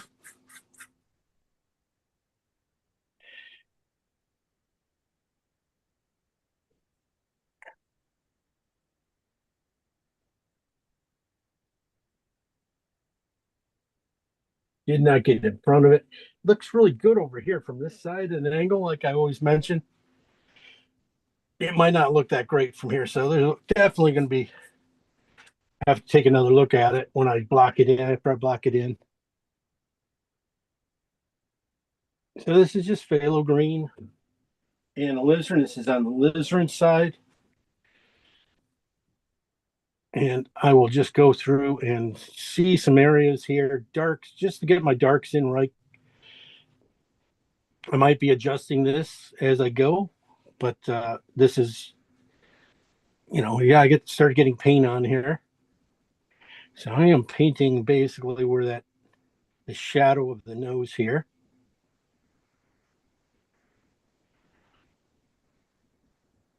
So that shadows your phthalo green and alizarin. Phthalo green and alizarin. And as I put that in, I kind of like it as a shadow color in there. Definitely on this matte, this gray matte here, in some of these speckled lights, definitely could be definitely in there. And that's what you used for the gray on the door as well? Yeah, that's why I painted the door with a little heavier right behind the body here. Okay. Mixing up with just a little bit more of it. Yeah, back in here.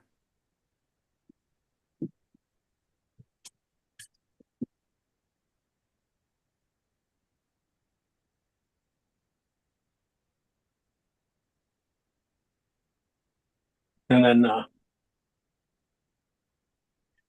down in here. A little too green, a little green showing through here. Tried to mix up a little bit more and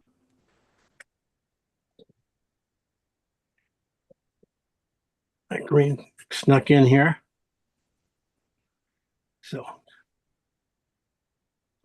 that will help speed a lot of things up.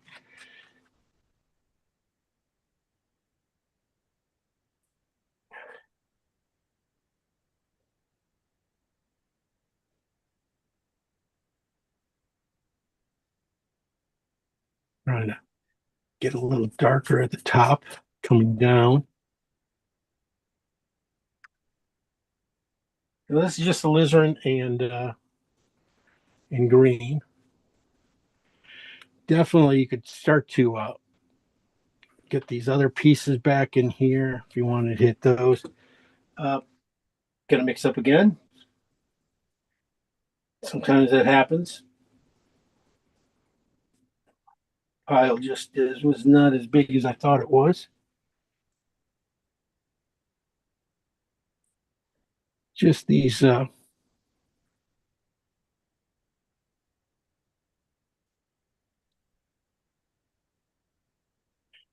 verticals going up.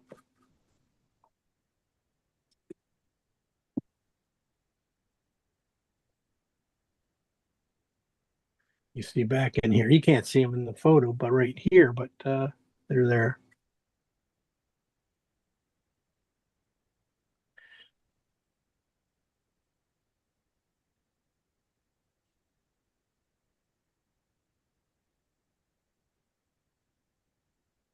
I'm just going to tone that top. I'm going to go to the green side for that. Just tone this top here a little bit up down.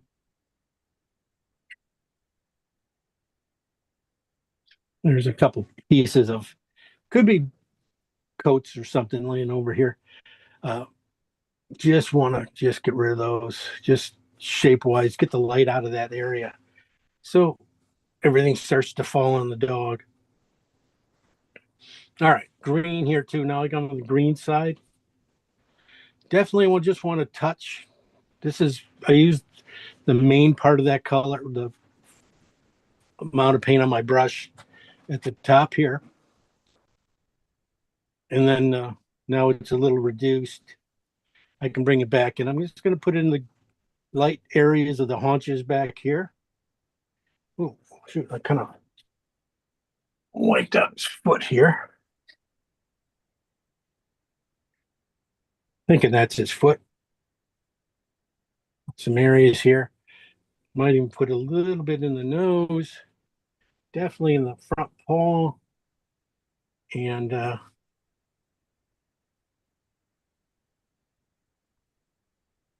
areas. So that's the green side. I'm also looking at this. Okay, I did the purple side over here on this mat. This stone is whatever this is going over.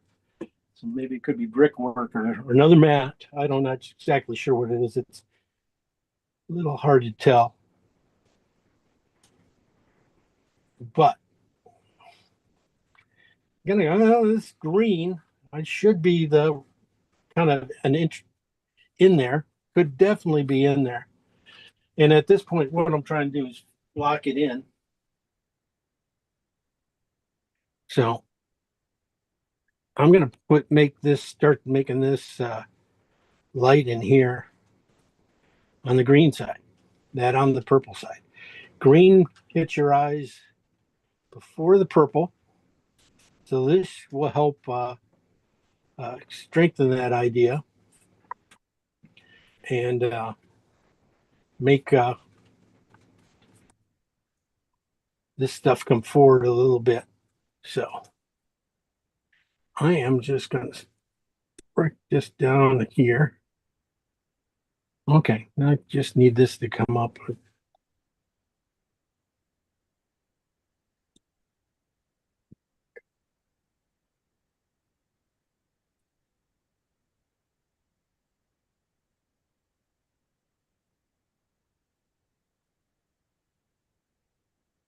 Even a little bit of that green that's around. I mean, what I was trying to do is leave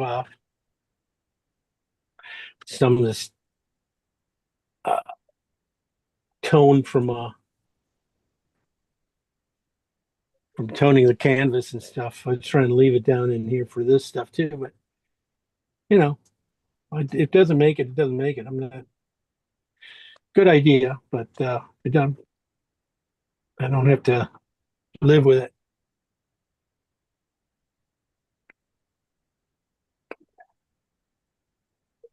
Now I can start to feel my way around this dog here. Definitely a little bit, as you can see, a lot of phthalo green going into this back edge of this dog, but it's very thinned out. This is not like full strength at all. Don't make it full strength, because you make it full strength, you're going to have a lot to paint. It's all right. You can always fix it, but I'm going to purple out this back end too. I'm going to go back to the blue purple side. Whoop, and just add it to more alizarin in that color. For these tiles and stuff. Let's just tone these guys back. It's just alizarin green. That's all we're working with right now on these first few colors. And really just setting up everything for space, because should work out.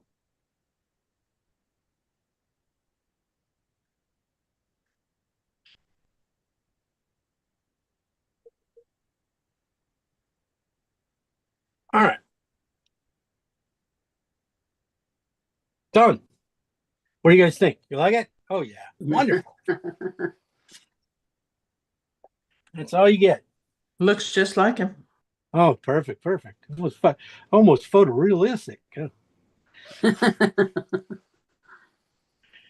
All right. I'm gonna slightly sharpen that edge. Darken this one down a little bit more now. Trying to get a little more colors. Been very gentle with this. Started going on the green side, but that's pretty cool. I mean, you want all these colors in this area, so you get a lot of greens and stuff. Then just kind of goes to a little bit of warmth right in about there. All right. Okay.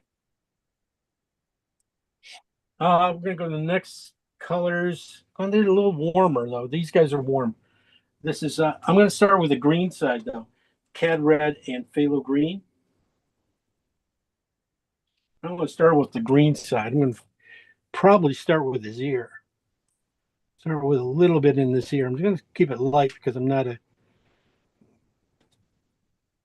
I know it's gonna be a little strong. This will start to help my eyes figure out where else it can go in this painting. And it starts to say, okay, it can value-wise, when you start seeing the warmth, you'll start seeing where it can go. You start to get in the back leg here a little bit, maybe back by the tail, coming back. Gonna lose, not gonna be paying much attention to the tail back here, and a little bit more, more to the haunches. After that, now I can see a little bit thinned out a little bit in my brush. And I can start to get it into some of this fur. I just did the cooler version of it. I'm just going to come back and just warm up spots as I go.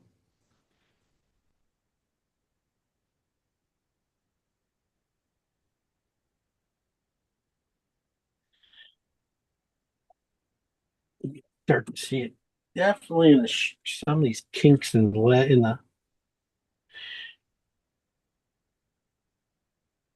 in his arm and shoulder here, coming back.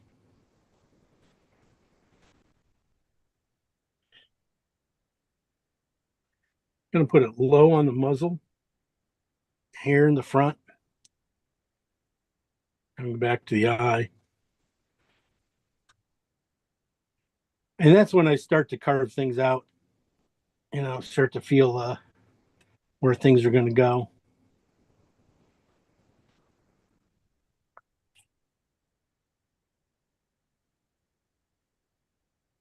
It's okay to have them fully drawn out too. I don't care how you get there. I just, here to get it moving along.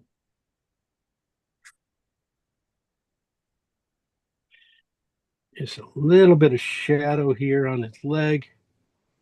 Back, hopefully that's right. Coming back in here.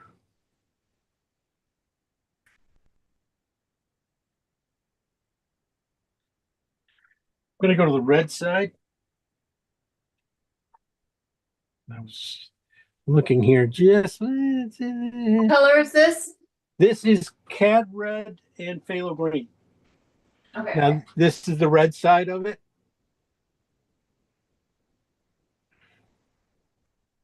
It's a little light. I want to try the green. So go back. I've got a spot here. I want to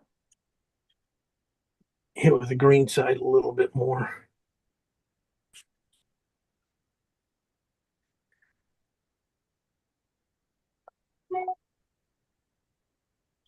Okay.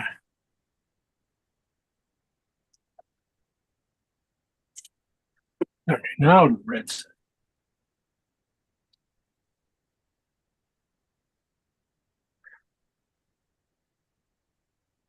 Getting there we go. Cover that up. Get down here. A few spots down here on the nose. We'll be painting most of the dog. That's why I wanted to just tone that color stuff down so I can judge colors a little bit better and see where things are going a little easier. So this is just going to be this is just cad red, phthalo green right now. Just looking at a few of these hair indents where things go down back in here. This is like a shadow color almost, where not quite the falling down color. It needs to be a little bit richer, which you will find in the next colors. But this is good in there. Yeah, I don't want to go any farther right now. I want to go jump to this is blue and cad red medium. Now this is, pretty dark color. I'm really gonna use this into the ear here, to shape the ear from the head, and probably, right down in here to that toe shadow. You say which color that one was, please? Yes, this is cad red medium and blue. Okay, On the thank red you. side. On the red side.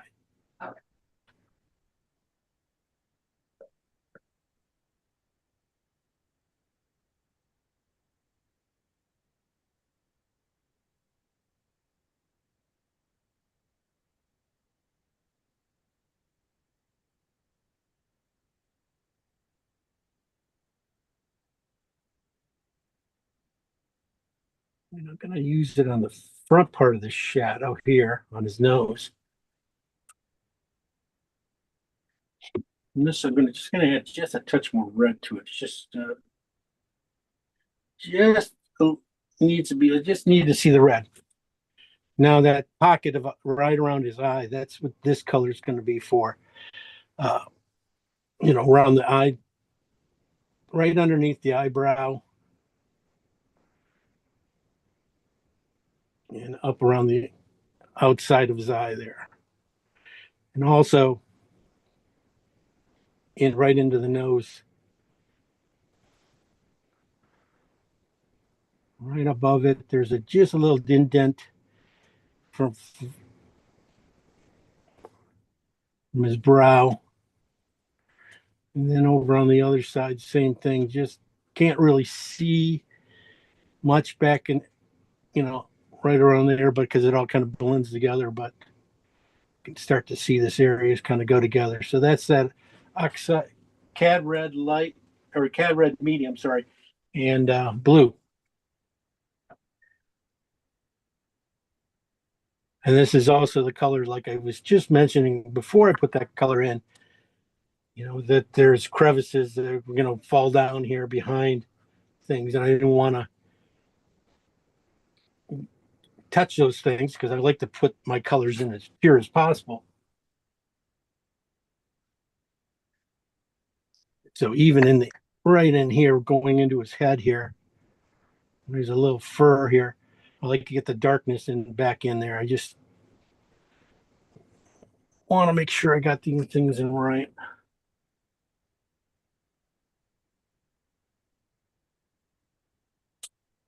No,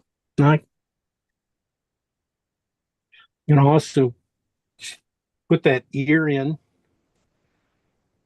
fur at the bottom of the fur of it right here in.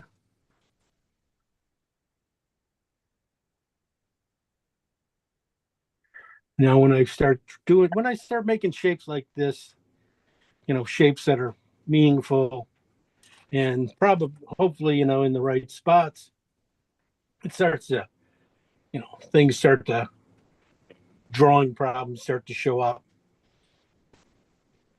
Like here and stuff on the thing, like, maybe I'm too far with this foot. That kind of stuff. So I'll be taking that back a little bit.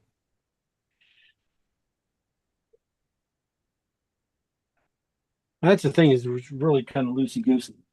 This color too, I can put back in here, this one spot right behind its dark fur right here. I'm going to put it in kind of dark. As I do this, you can really see the purple come out of it. And it is really purple. Yeah, got a couple dog spots here we can put in. 2 Brittany spots.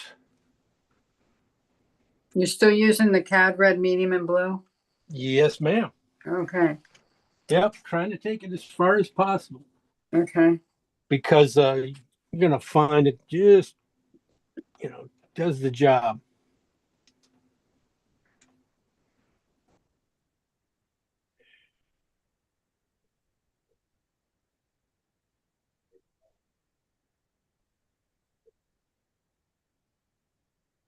I printed out a picture cheap, not on photo paper. Uh-huh. And all the colors and where you're putting them. That's going to be a big help when I try this. Is that what you're doing? You're doing a cheat sheet I am. where I'm putting all the colors. Okay, well, just keep asking then. It's, and I'll try to remember where I'm putting Most of them, I hear what you're saying, but sometimes I wasn't sure when you moved to another space if you had changed color or not. Yeah, usually I'll call out when I change colors. Right. So right now I'm still with blue and CAD red light, or medium. Mm-hmm. And I want to see what that does. I mean, on this door, definitely right in here. Okay. It almost looks purple again. I might have to add just a touch more CAD red to it. I'm going to add some more CAD red to my blue, CAD red medium and blue. I just want to add some more blue. I want it red. I want to see it in this color right here on the edge of the door. Yeah, it feels purple yet. So that's why I was trying to get it to the red side. Mm-hmm. And then keep that one on the cool side. That should fall back. And all I have to do is hit the highlight here, and I should be okay. I just got to get this color in there thick enough.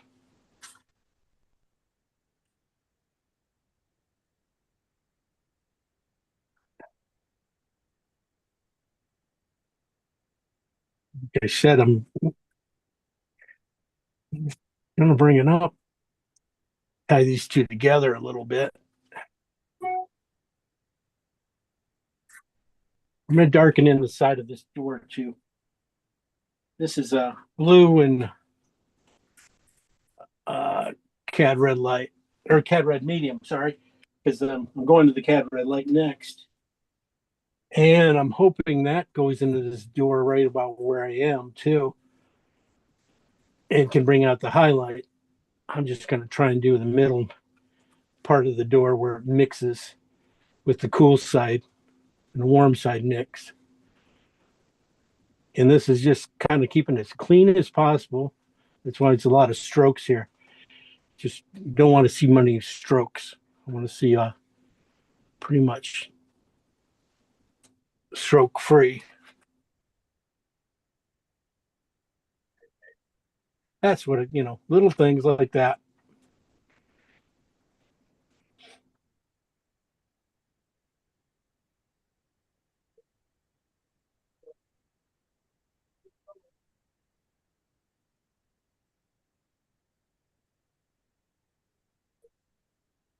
Wow. I really pushed out the dog. Yeah, the dog starts to jump with that. Mhm. Here's the blue side. I'm going to put this probably a little lower on the door and bring it up. Now we have a bunch of colors. That door, you can start to see.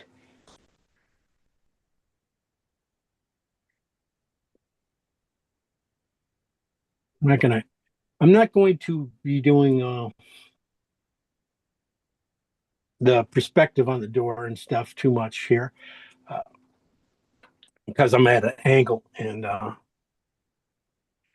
want to put it in right one time instead of putting it in 5 times.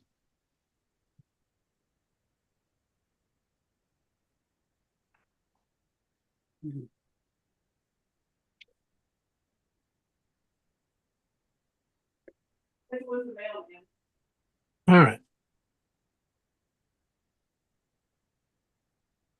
Gonna put in, I think, while I have this.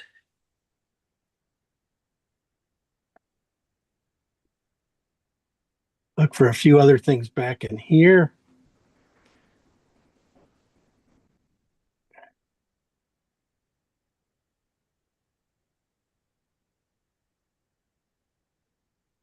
Just simple, clean shapes that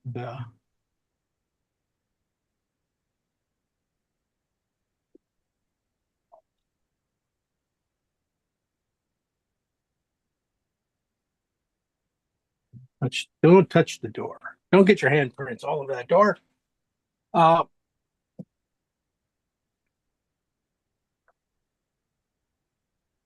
you go. Gonna come back and just look for a few darks. I'm kind of missing a couple. Make sure I got all the simple darks in here. This is the red side of it. I'm going back to the red side of blue and the cad red medium. Just to get this foot, a lot of the back foot here, just getting the shadows in. So that can go there.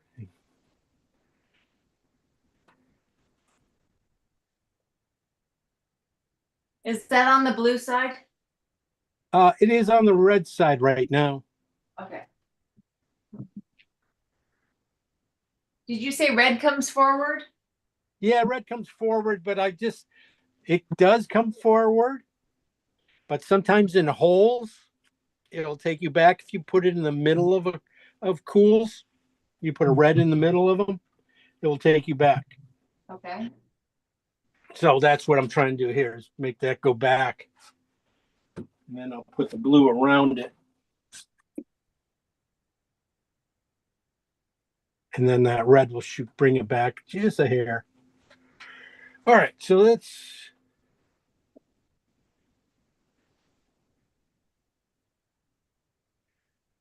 we're on to some of our, end of our midtone, our darks, almost. Shoot. I was going to use that for something. Oh, well. Cad red light and the dark blue. This is on the blue side. Just touching it up. It looks like it could go right here as pretty much almost the final mid-tone right here in this, that shape right back in here. That means it'll probably do everything back in here too, on the back edges. If anything you see light, probably right here in some of this fur down in here, be fun to get it into, lose that a little bit edge. Okay, now come forward here a little bit and see if I can find a few spots for it.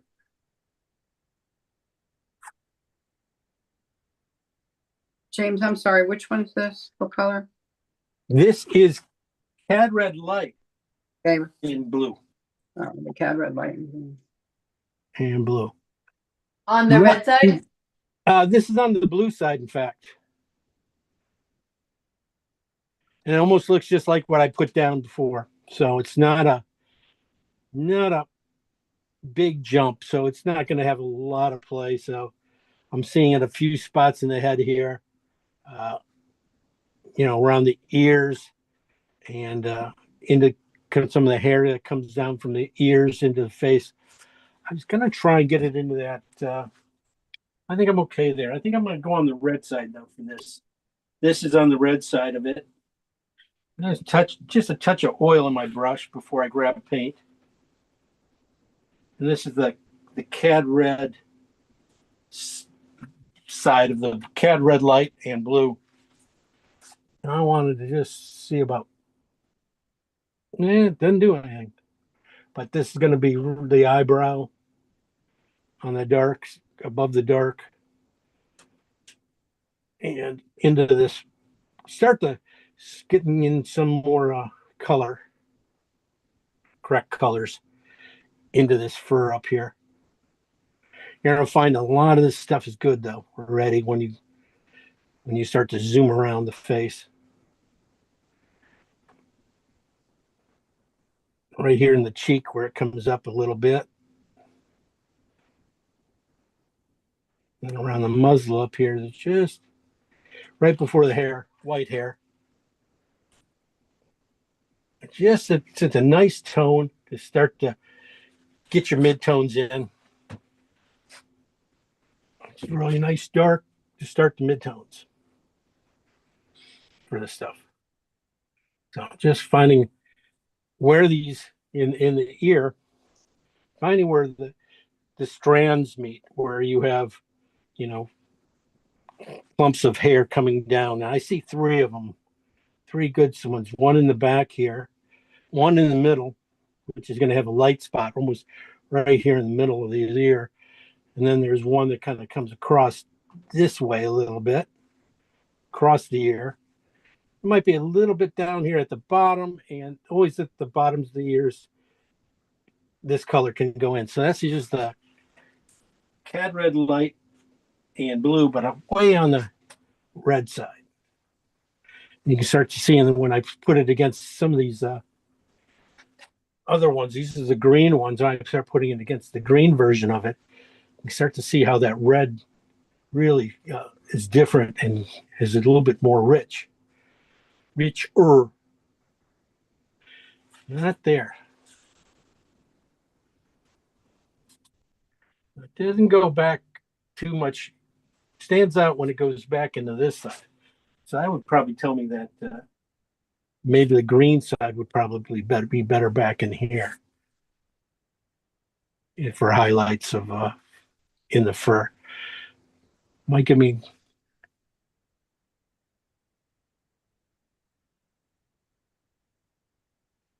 won't stand out so much. The red won't jump as much.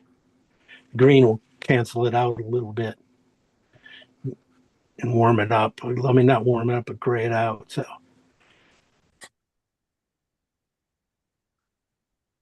I'm going to put a little bit.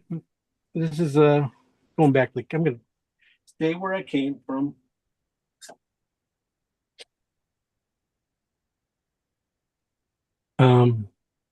Start to separate out a couple of those pieces of the paw, fingers of the paw here.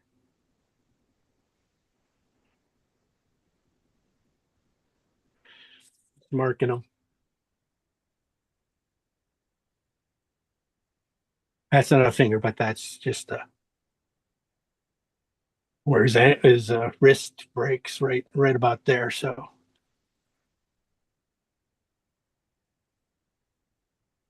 Okay. You need the shadow. I don't know if this is going to get any darker right in there. Okay. So, as we are right now, we don't have a block in or anything like that, but start to get to see where things are going to go. I need to switch over to a bristle brush. I'm going to go with like a medium size, and I'm going to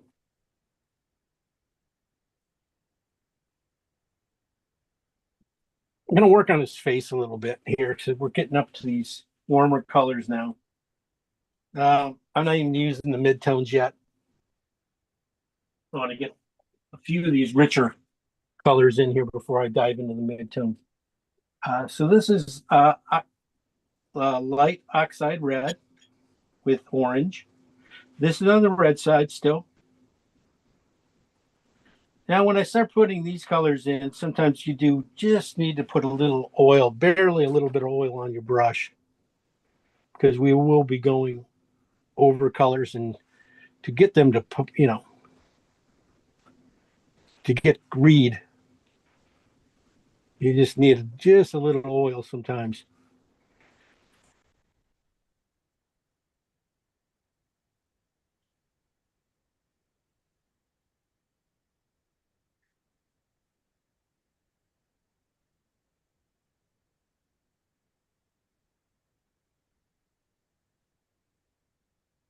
Finding around the head here a little bit, coming down here into the temple area. Just a little more warmth.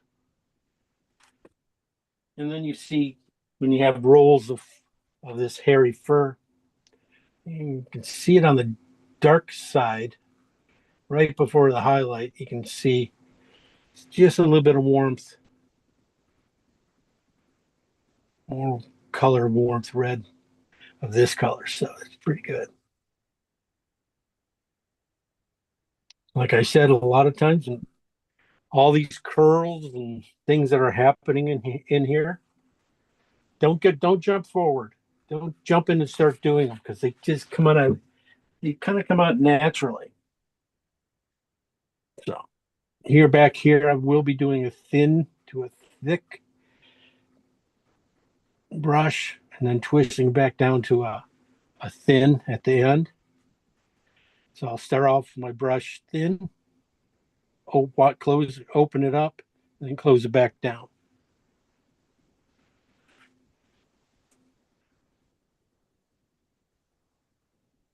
Even up here, just a little bit too soon to go for the final stroke here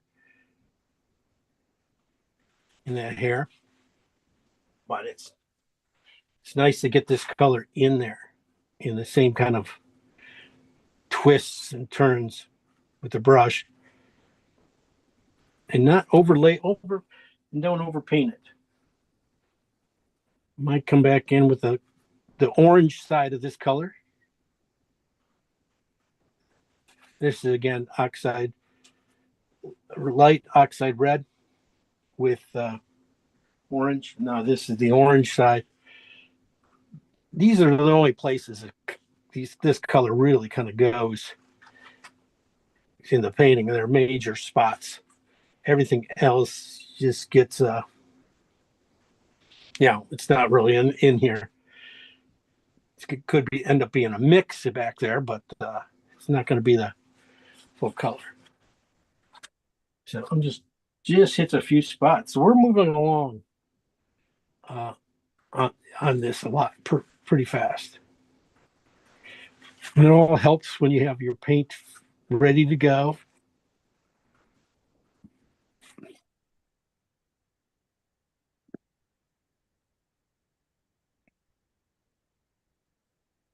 I'm going to put it in the tear duct too, right here, coming down from the eye. A little warmth. I'm going to fill this in because I think I can, the gray that's going to go in underneath here, underneath his eye right here, which will help make it stand out a little bit. I think there's a little warmth in that color, so I'm just going to put it in early.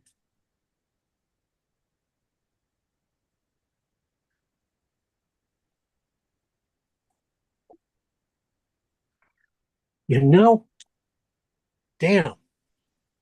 From my angle, his nose looks really long. I get over in front of it. Oh, geez. All right.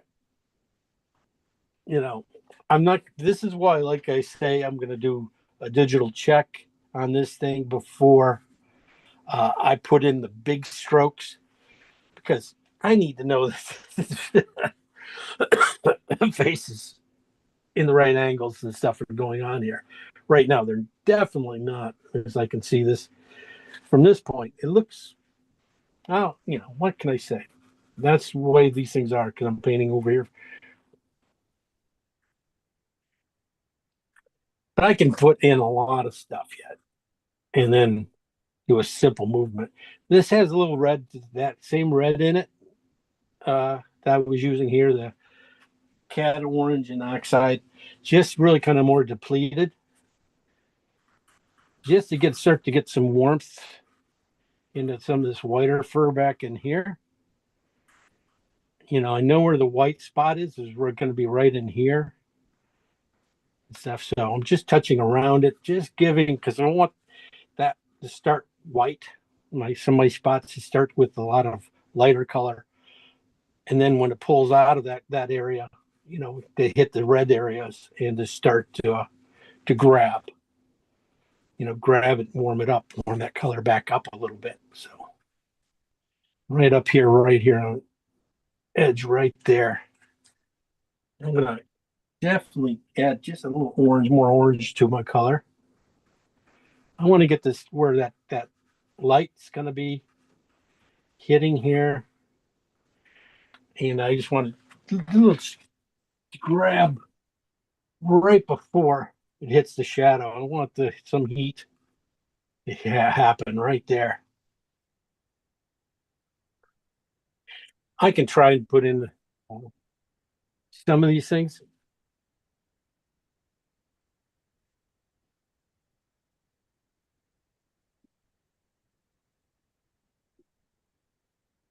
Just softening up some areas. Just trying to get that plane on the flat part of the wrist, his wrist here, to flatten out a little bit. So against this cool and stuff, I can put a little bit of warmth up here and it'll flatten it out. So that's what I was doing right here. So I got the shadow right here, color right here is a little, but then I have the warmth here, and it's only going on this one plane here. So it's the back end here on the side will cool off. It should make this the flat of the foot or that wrist of his pop out. Okay. Like I said, I could keep going on some of this area here. I think I'm going to go and just put the lights in, some little mid-tone lights, and see how they go. Because I can put those guys in with more confidence, and then I'll work a little bit around the muzzle, but I can't in a few spots. Maybe I can do a few more spots. But a lot of this stuff has to be in the right spot before I put the big strokes in. I'm going to start with the green side. So I'm going to jump down to midtones. A lot of my midtones are almost really quite the same. I got some phthalo greens here, as you can see, with white. And they're really close to what we have here already.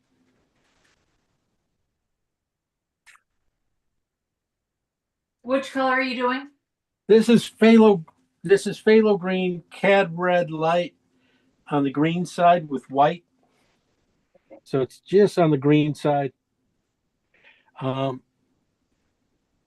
going to be scooting out of these midtones even as I speak for time purposes to get some highlights in for you. But this color here, if you can put it in here, it's going to come in right in, I think it's right underneath the eyeball. This is where I was hoping to put it in really clean, and get this right in that one specialty spot I said to put it in. – Why in that spot, James? It's not a shadow, is it? This is phthalo green. This is phthalo green, cad red light on the green side with white. And they're really close to what we have here already. I'm going to be scooting out of these midtones even as I speak for time purposes to get some highlights in for you. But this color here, if you can put it in here, it's going to come in right in, I think it's right underneath the eyeball. This is where I was hoping to put it in really clean, and get this right in that one specialty spot I said to put it in. No, it's just a plane of his A plane, orbital okay. orbital socket Okay. popping out. Just I put it in green, and I put it in like I meant it.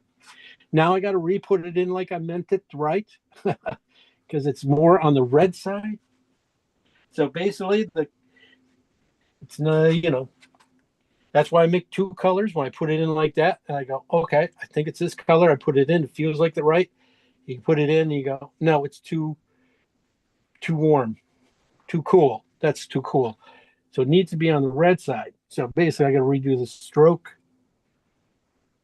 and put it on the red side. And that almost got it.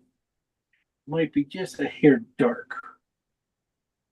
Could be a little richer too. But yeah, that's better. Yeah, I might have to just come down since I got that green in there. Got to come down to the cat orange side. Light. And just dig out that area. Okay. Down here is cat orange oxide and oxide red with white. And I'm just going to put in a couple of highlights. When I put in highlights, I try to break them down into spots, and I don't like them to touch. Spots to touch, so they don't gang up too much. But that's what I'm doing here. Just trying to get the flips of that hair. And that's where I said a lot of these curls that are going to happen here come out, and I don't really do too much. I'm going to lay this middle strand of hair here in. I'm going to start it with a low, thin, open it, turn it down, twist it a little bit, bring it down just to be kind of an interesting stroke. And see how anything comes off, or what the things that come off it, the little twists and turns here come off that stroke. Look around here. Okay.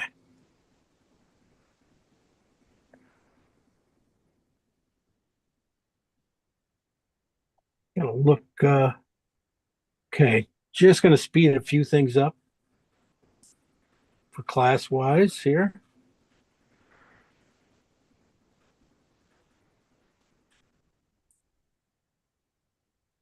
And put in just a little bit of lights in here. I like to have, let me see.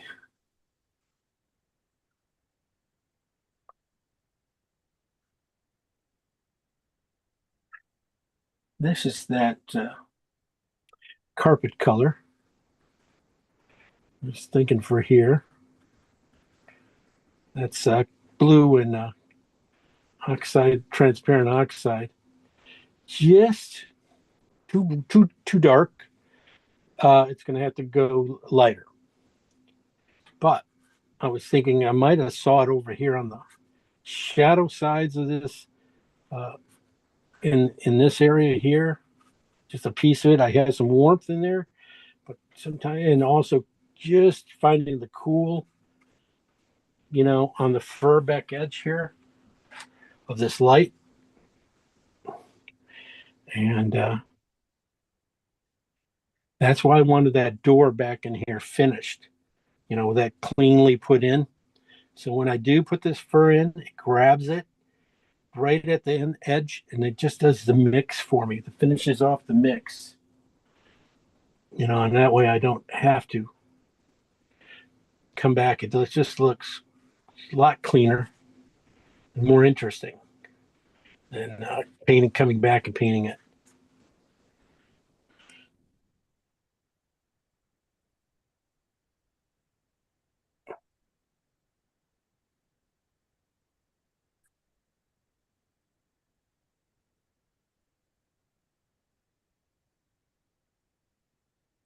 Just gonna warm. I'm gonna go to the warm side. So this is oxide red, transparent oxide red, and blue, but it's on the warmer side, the red side.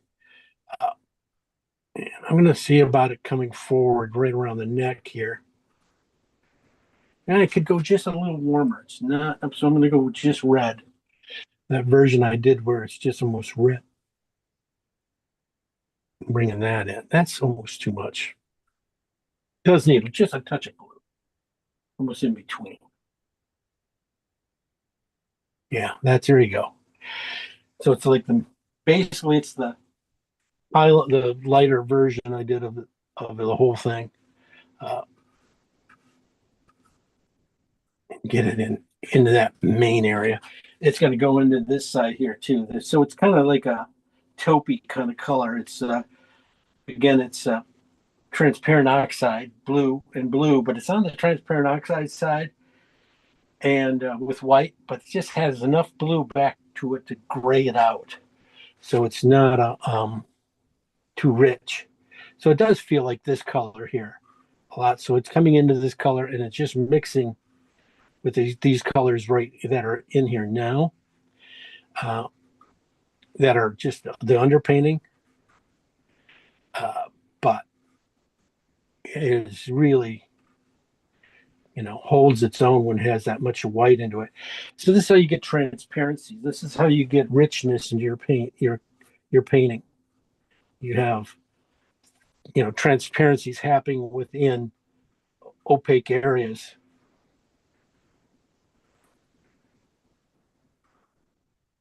And you can only do that, paint those when there's nothing on the canvas. So that's when you got to think about at the beginning of the painting about putting those things in. What's going to be transparent? Why is it got to be transparent? This color definitely, yeah. There you go, right here. Yeah, and I'm going to lay it in a little bit into the white areas, even though I know my drawing's off. I can still fix it, and this will still feel fine. You'll probably find a lot back in here. Oh, yeah. Okay. If I don't touch too much, if I got a gentle stroke here and just do a little pushes, I can get blends with the transparent that are almost perfect. And that's the kind of stuff you got to know. It's all knowledge about why you're laying the paint down early and why you're doing this now. So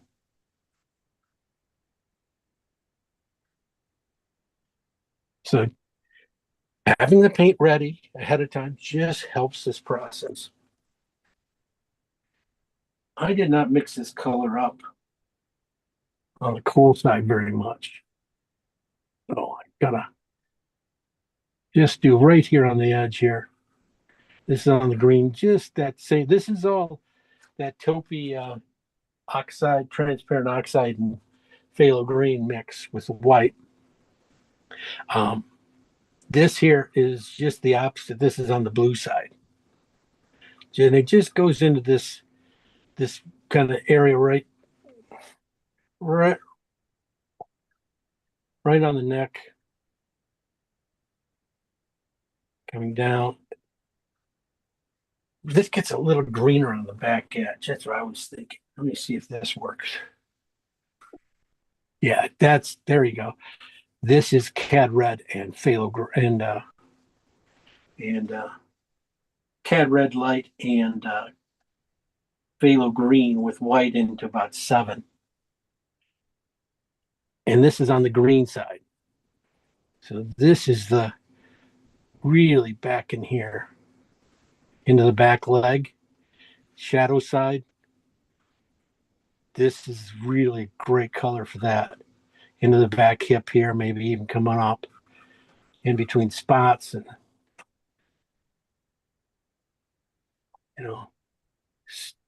right up against the door. See, you can just see the distance between this spot and that spot. Got a little distance in the painting. All right. Last little thing. Let's see what time it is. Should be getting around there. Yeah, we're right there. Well, okay, I'm gonna do this and then we'll go through see what your guys did. I'm just gonna throw a couple highlights in. What? That was just a laugh. What we did. We watched you. All right. Well, I'm gonna put in a few highlights. Just even if I'm gonna do a digital check on this, the highlights will really help tell me where things are, where my strokes are. Sometimes they muddle together. I don't care about the dappled light. Sometimes just making sure the dog's nose is long enough and things like that. But I'm going to put in just these lights here. This is transparent oxide and white. This is transparent oxide and white. And looking at this should be about the right color. This goes right here on the nose.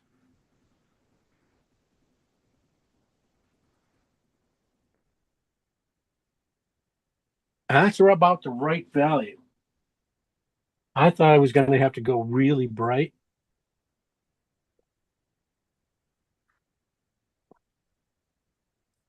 But I think this would be fine.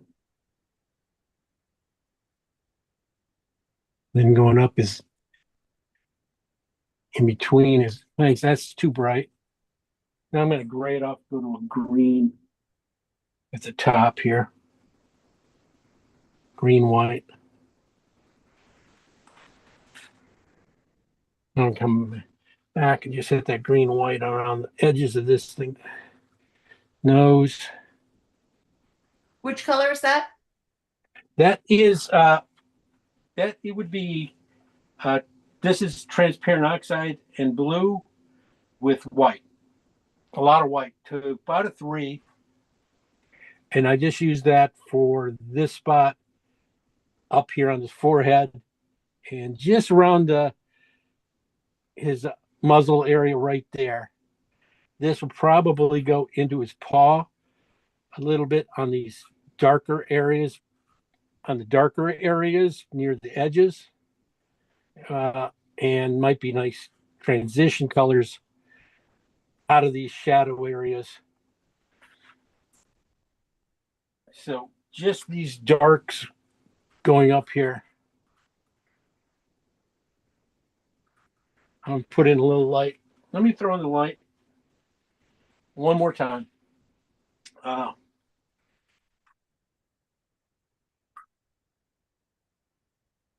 That's transparent oxide again with white. And then I'm going to put cad yellow and white into the hot spot. You can start to see the light just pop. Hopefully I'm in the right spot. And then you come back with a cad blue. Blue, not cad. Blue and white. You just drop it in right there in the middle of that hot yellow.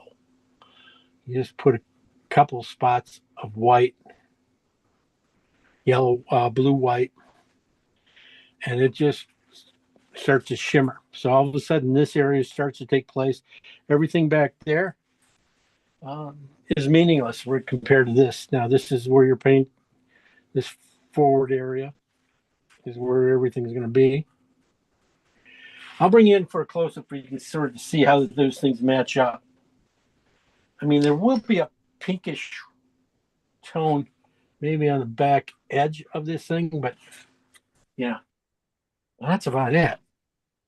Those are the colors I'll be reusing. I'm going to get the things. I will finish this one up and post it for you too. So here's the face. Get a little closer. Oh, that's sort of the face right there. Like I said, I'm at an angle. The white is really important. But the color mixes are right. They just need to be finished. But that's the thing is, I like to work loose and to tight. So this is pretty good. This is, need some help, but that's okay. Looks great. We can tighten it up pretty easily. And basically this tone, I just got to finish the outside stuff. I'll show you. I'll try to finish that up and show it to you guys though too. Okay. So James, right. are you doing a different painting each week on Saturday? Oh yeah. Oh Yeah, my God. You gotta You have the video. Oh God. You gotta I'm in. you gotta finish this one by next week or you can't go on. Okay. We just keep moving. Yes. We just keep moving. Okay. Yeah, this one was kind of a mid. It could be on the harder side whenever you're doing a dog, trying to get the dog's face and drawing. Usually takes a little longer than a landscape. Landscapes we just kind of kick out, but we do got some landscapes to do here. We do have a seascape landscape, maybe a interior to paint. I'll give you guys all rollers and you come over and you can paint my interior. We'll be painting some interesting scenes like that. And then we'll be painting maybe a couple of animal scenes. I'm not sure if it'd be sheep, cows, or donkeys, or, usually something like that we take care of too. So let me know who painted and let's take a look and I'll try to see if I can help you out now. And also, if you're on our Facebook site page, you can always post it up there and ask for help or get a critique or get a pat on the back. If I kick you off the island, it's a good thing. That means you did a really good job in your competition. So I just kick you off because no artists like competition. So that's a good thing. So let's see. We got Noelle. Did you paint? Painted. Can you show? Flip it around and show it to us. Let me put you up. Wow. Oh, and the green on my forehead. Yeah. That's what. No, I was looking at your back. No, I was looking at the strength of your dog down there. Man, I love the size you did them. That's good. What size did you paint? Just 16 by 12. Oh, that's it. Wow. Oh, okay. Oh, but still, the way you laid that out, he's perfect in there. He's really got a good weight to him. He's really holding down the whole painting. Makes sense that he's that big. Good, he feels great. He can't go wrong with him any size almost. He could go too small. But that's really quite nice. The drawing looks good on his face. So that's real nice. And you got your darks in. You followed along really well. This is your first time. This is your first time online painting with us. So Yeah. you threw down the gauntlet for everybody else. Congrats. Thank you. Finish, see how far you can get. Post it out again on the face. Oh, that's phthalo green. It'll never come off. Oh man, you've been marked. It's all right. I'm going to a Halloween party next, so. There you go. Go as the Wicked Witch. All right. Let's see who we got here. Is this Suzanne? I did not paint alone. What? Well, I'm not that good of a painter, but I can work at it and get there. So I will get there during this class time. That's the whole thing. Don't worry about catching up and doing that stuff. The way we paint and stuff, I kind of go at my speed a little bit. I do slow it down for you guys, but that's just most of my students can keep up at the end. The Good. First ones you can never keep up. You don't have you're not expected to know where the colors go or even what colors I mix. But you're supposed to, take it in, it will absorb in there, and you should be by the, pick it up by the end. And then we say goodbye and it's all over and no one paints again. Oh, no, I have videos from Zill. I'm going to be going back and look at them and stopping and getting this done. I work very hard at it. Good. So Good. We expect great things from you then. no, not great, but at least attempted. Thank you. All right. Oh, you're welcome. You're welcome. Let's see who else. Come on, guys, turn on your mics. What's we got? Kaylee here. Kim. Yeah. Let's I see don't what want to Kay- go after Noel. Next time, can we make Noel go last? Okay. Yeah. We can make Noel go last. Let's see what you Okay. got. I don't know how the lighting is in here, but Oh, wow. You see, I know you guys have been working on them so close right now. You guys don't understand what you just did. You guys got a block in an hour and a half of painting.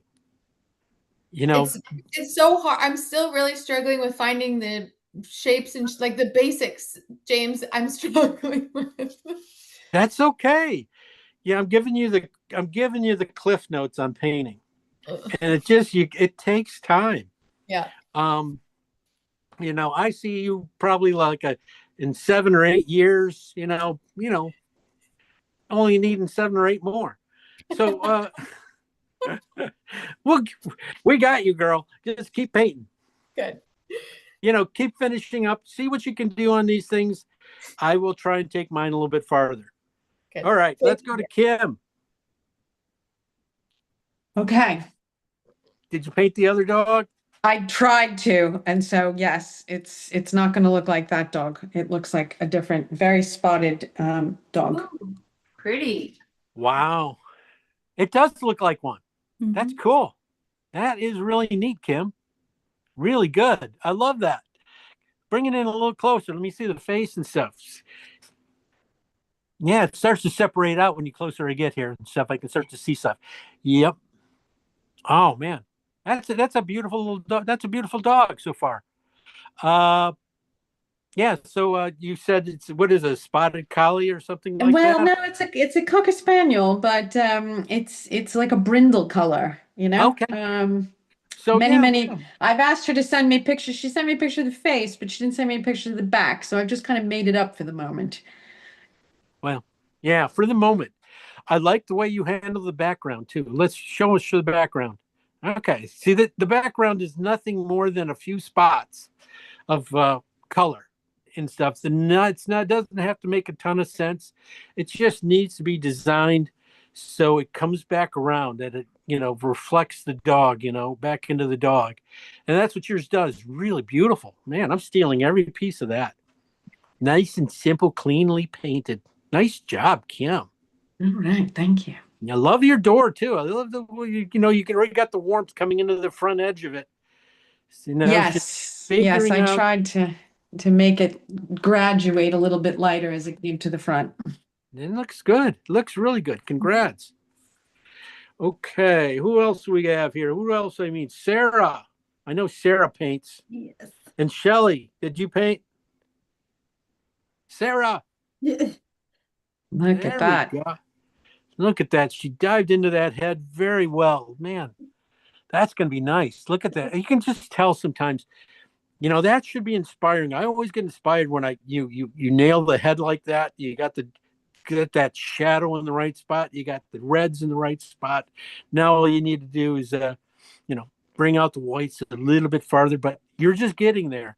And and even the back of the dog is so much fun just by, feeling it instead of painting it. You can really see where things are going. It's really great. Man, nice stuff. And I know you're painting all day today, aren't you? Yeah. I know you do a great job of getting those your paintings up there early on Saturday. Shoot. So if you get to the Facebook site and you see one up, it's hers. So she finishes them off. She works hard, and I applaud you for working so hard on these. That's you. great. Thank you. It's a great start. It really is. Yeah. Paint. These guys look like, ugly at this point stage, but I can see the richness and the shapes and the structure in that of it, and it's going to be really, really quite nice when you finish it up. And I know you'll finish it up nicely. Thank you. No pressure, Earl. No No, pressure no, at all. none. Okay. All right. Thank you. Good job. Okay, Shelley, she got to turn on her video. Anybody else? We got some iPhone Here we people. go. Here we Lisa go, Garrett James. should have painted. There she go. Let's see what Shelley did. I didn't. I is it- got set up to, I got everything set up, but I wound up just getting oriented to how you do it and how you proceed with it. And that pretty much took all my concentration. So I'm going to try and work from the video. No excuses. That's no excuse. You should have been done by now. No, that's fine. That's just I don't expect too much for the first few paintings, but you'll catch it. You'll get it. It's the simplest way to paint out there. So it will come. It's just you're following color mixes, and color mixes are always going to take you guys longer than me because I'm already, mixing while you guys are trying to figure out what colors I put in there. So I understand that. So let's see what, hopefully, when you get something done, put it on up. You are on our Facebook site yet? You are, aren't you? No, I don't do Facebook. I'm thinking about it though. It would just be for the private section. It's just private. No one else gets to see it. Just you and us. Okay, that sounds good. That Yeah. sounds good. I can do that. If you can. If you can't, it's no big deal. You can just send me the paintings as you get them done, and I'll get to them when I can. Okay. Okay, sounds James. good. Thank you. All right. James, this is Suzanne. I have to say goodbye. I'll see you next Saturday. Wait a second, Suzanne. Did you paint? When No, we talked- you didn't. We talked already. So take Okay. care. I'll see you next Saturday. Thanks. Bye-bye. Bye. We did Kim. We got Lisa Garrett. Let's see, Yeah. Lisa. Let's Yeah, see, Lisa. Yeah, I didn't get to paint today. Again, Boy, what is this? You guys all caught the fever. I know life happened, and this was I had already had it sketched out and had my paints out ready to go. And this morning things changed, and we've got a big event at our church tomorrow. So between running to the grocery store and getting things ready, I missed the first portion of the video, so I'll be going back and hitting the video and the tape later because I actually saw this reference on I the saw YouTube that. I see page. you liked it too. I did. I loved it when I saw it, and I thought that would be a Saturday morning painting. And then I saw where you liked it, and I thought, oh, I hope he does that. And I was so happy last night when you, yesterday when you posted it, and then life happened again. But I am going to work on it. And thank you Good. very much. And I enjoy. Hopefully next weekend I can paint with everybody, or the next painting class, and we'll see where we can go. Okay. That's no problem. I understand that. Perfect. Yeah. Halloween's coming up too next week, so we're gonna have a lot of people dressed in costumes painting. I have my curly hair to be painting. So let me see. Go back to me and let's see. Anybody else?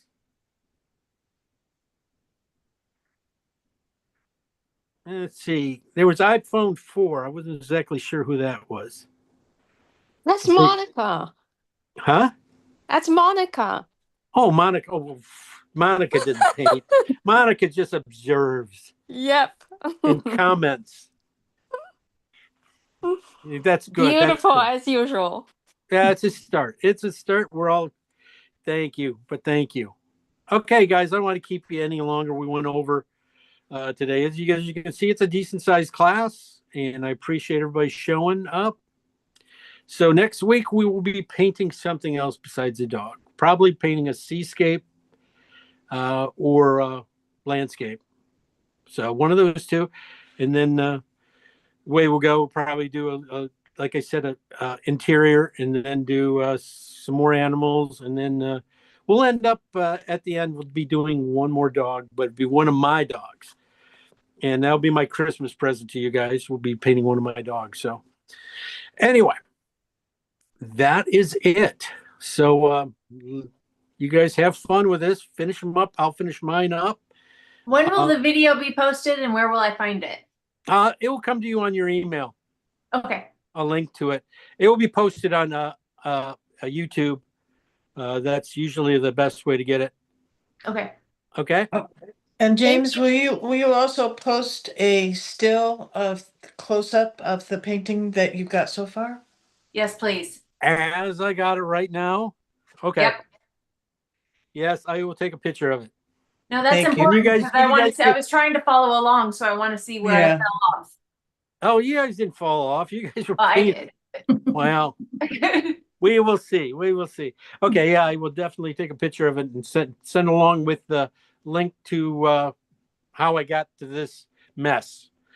And then I will also, if you're on Facebook, I will post probably tomorrow the finished version of it, where it's cleaned up a little bit better and stuff. And you can see like, oh, he didn't do anything to it.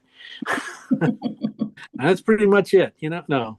There's lots. It's gone long ways to go yet. And this is, could have been probably more of a 2-day class than a 1-day. And it probably would have turned out better. We would have got farther. Anyway, it's about learning. So let's see what we can do. Mhm. All right, guys. All Thank right. you. Thank you. All right. We will all see you next week. Have a great week and enjoy your weekend. Yes, me too. Thanks. Thank you. You're welcome. Bye.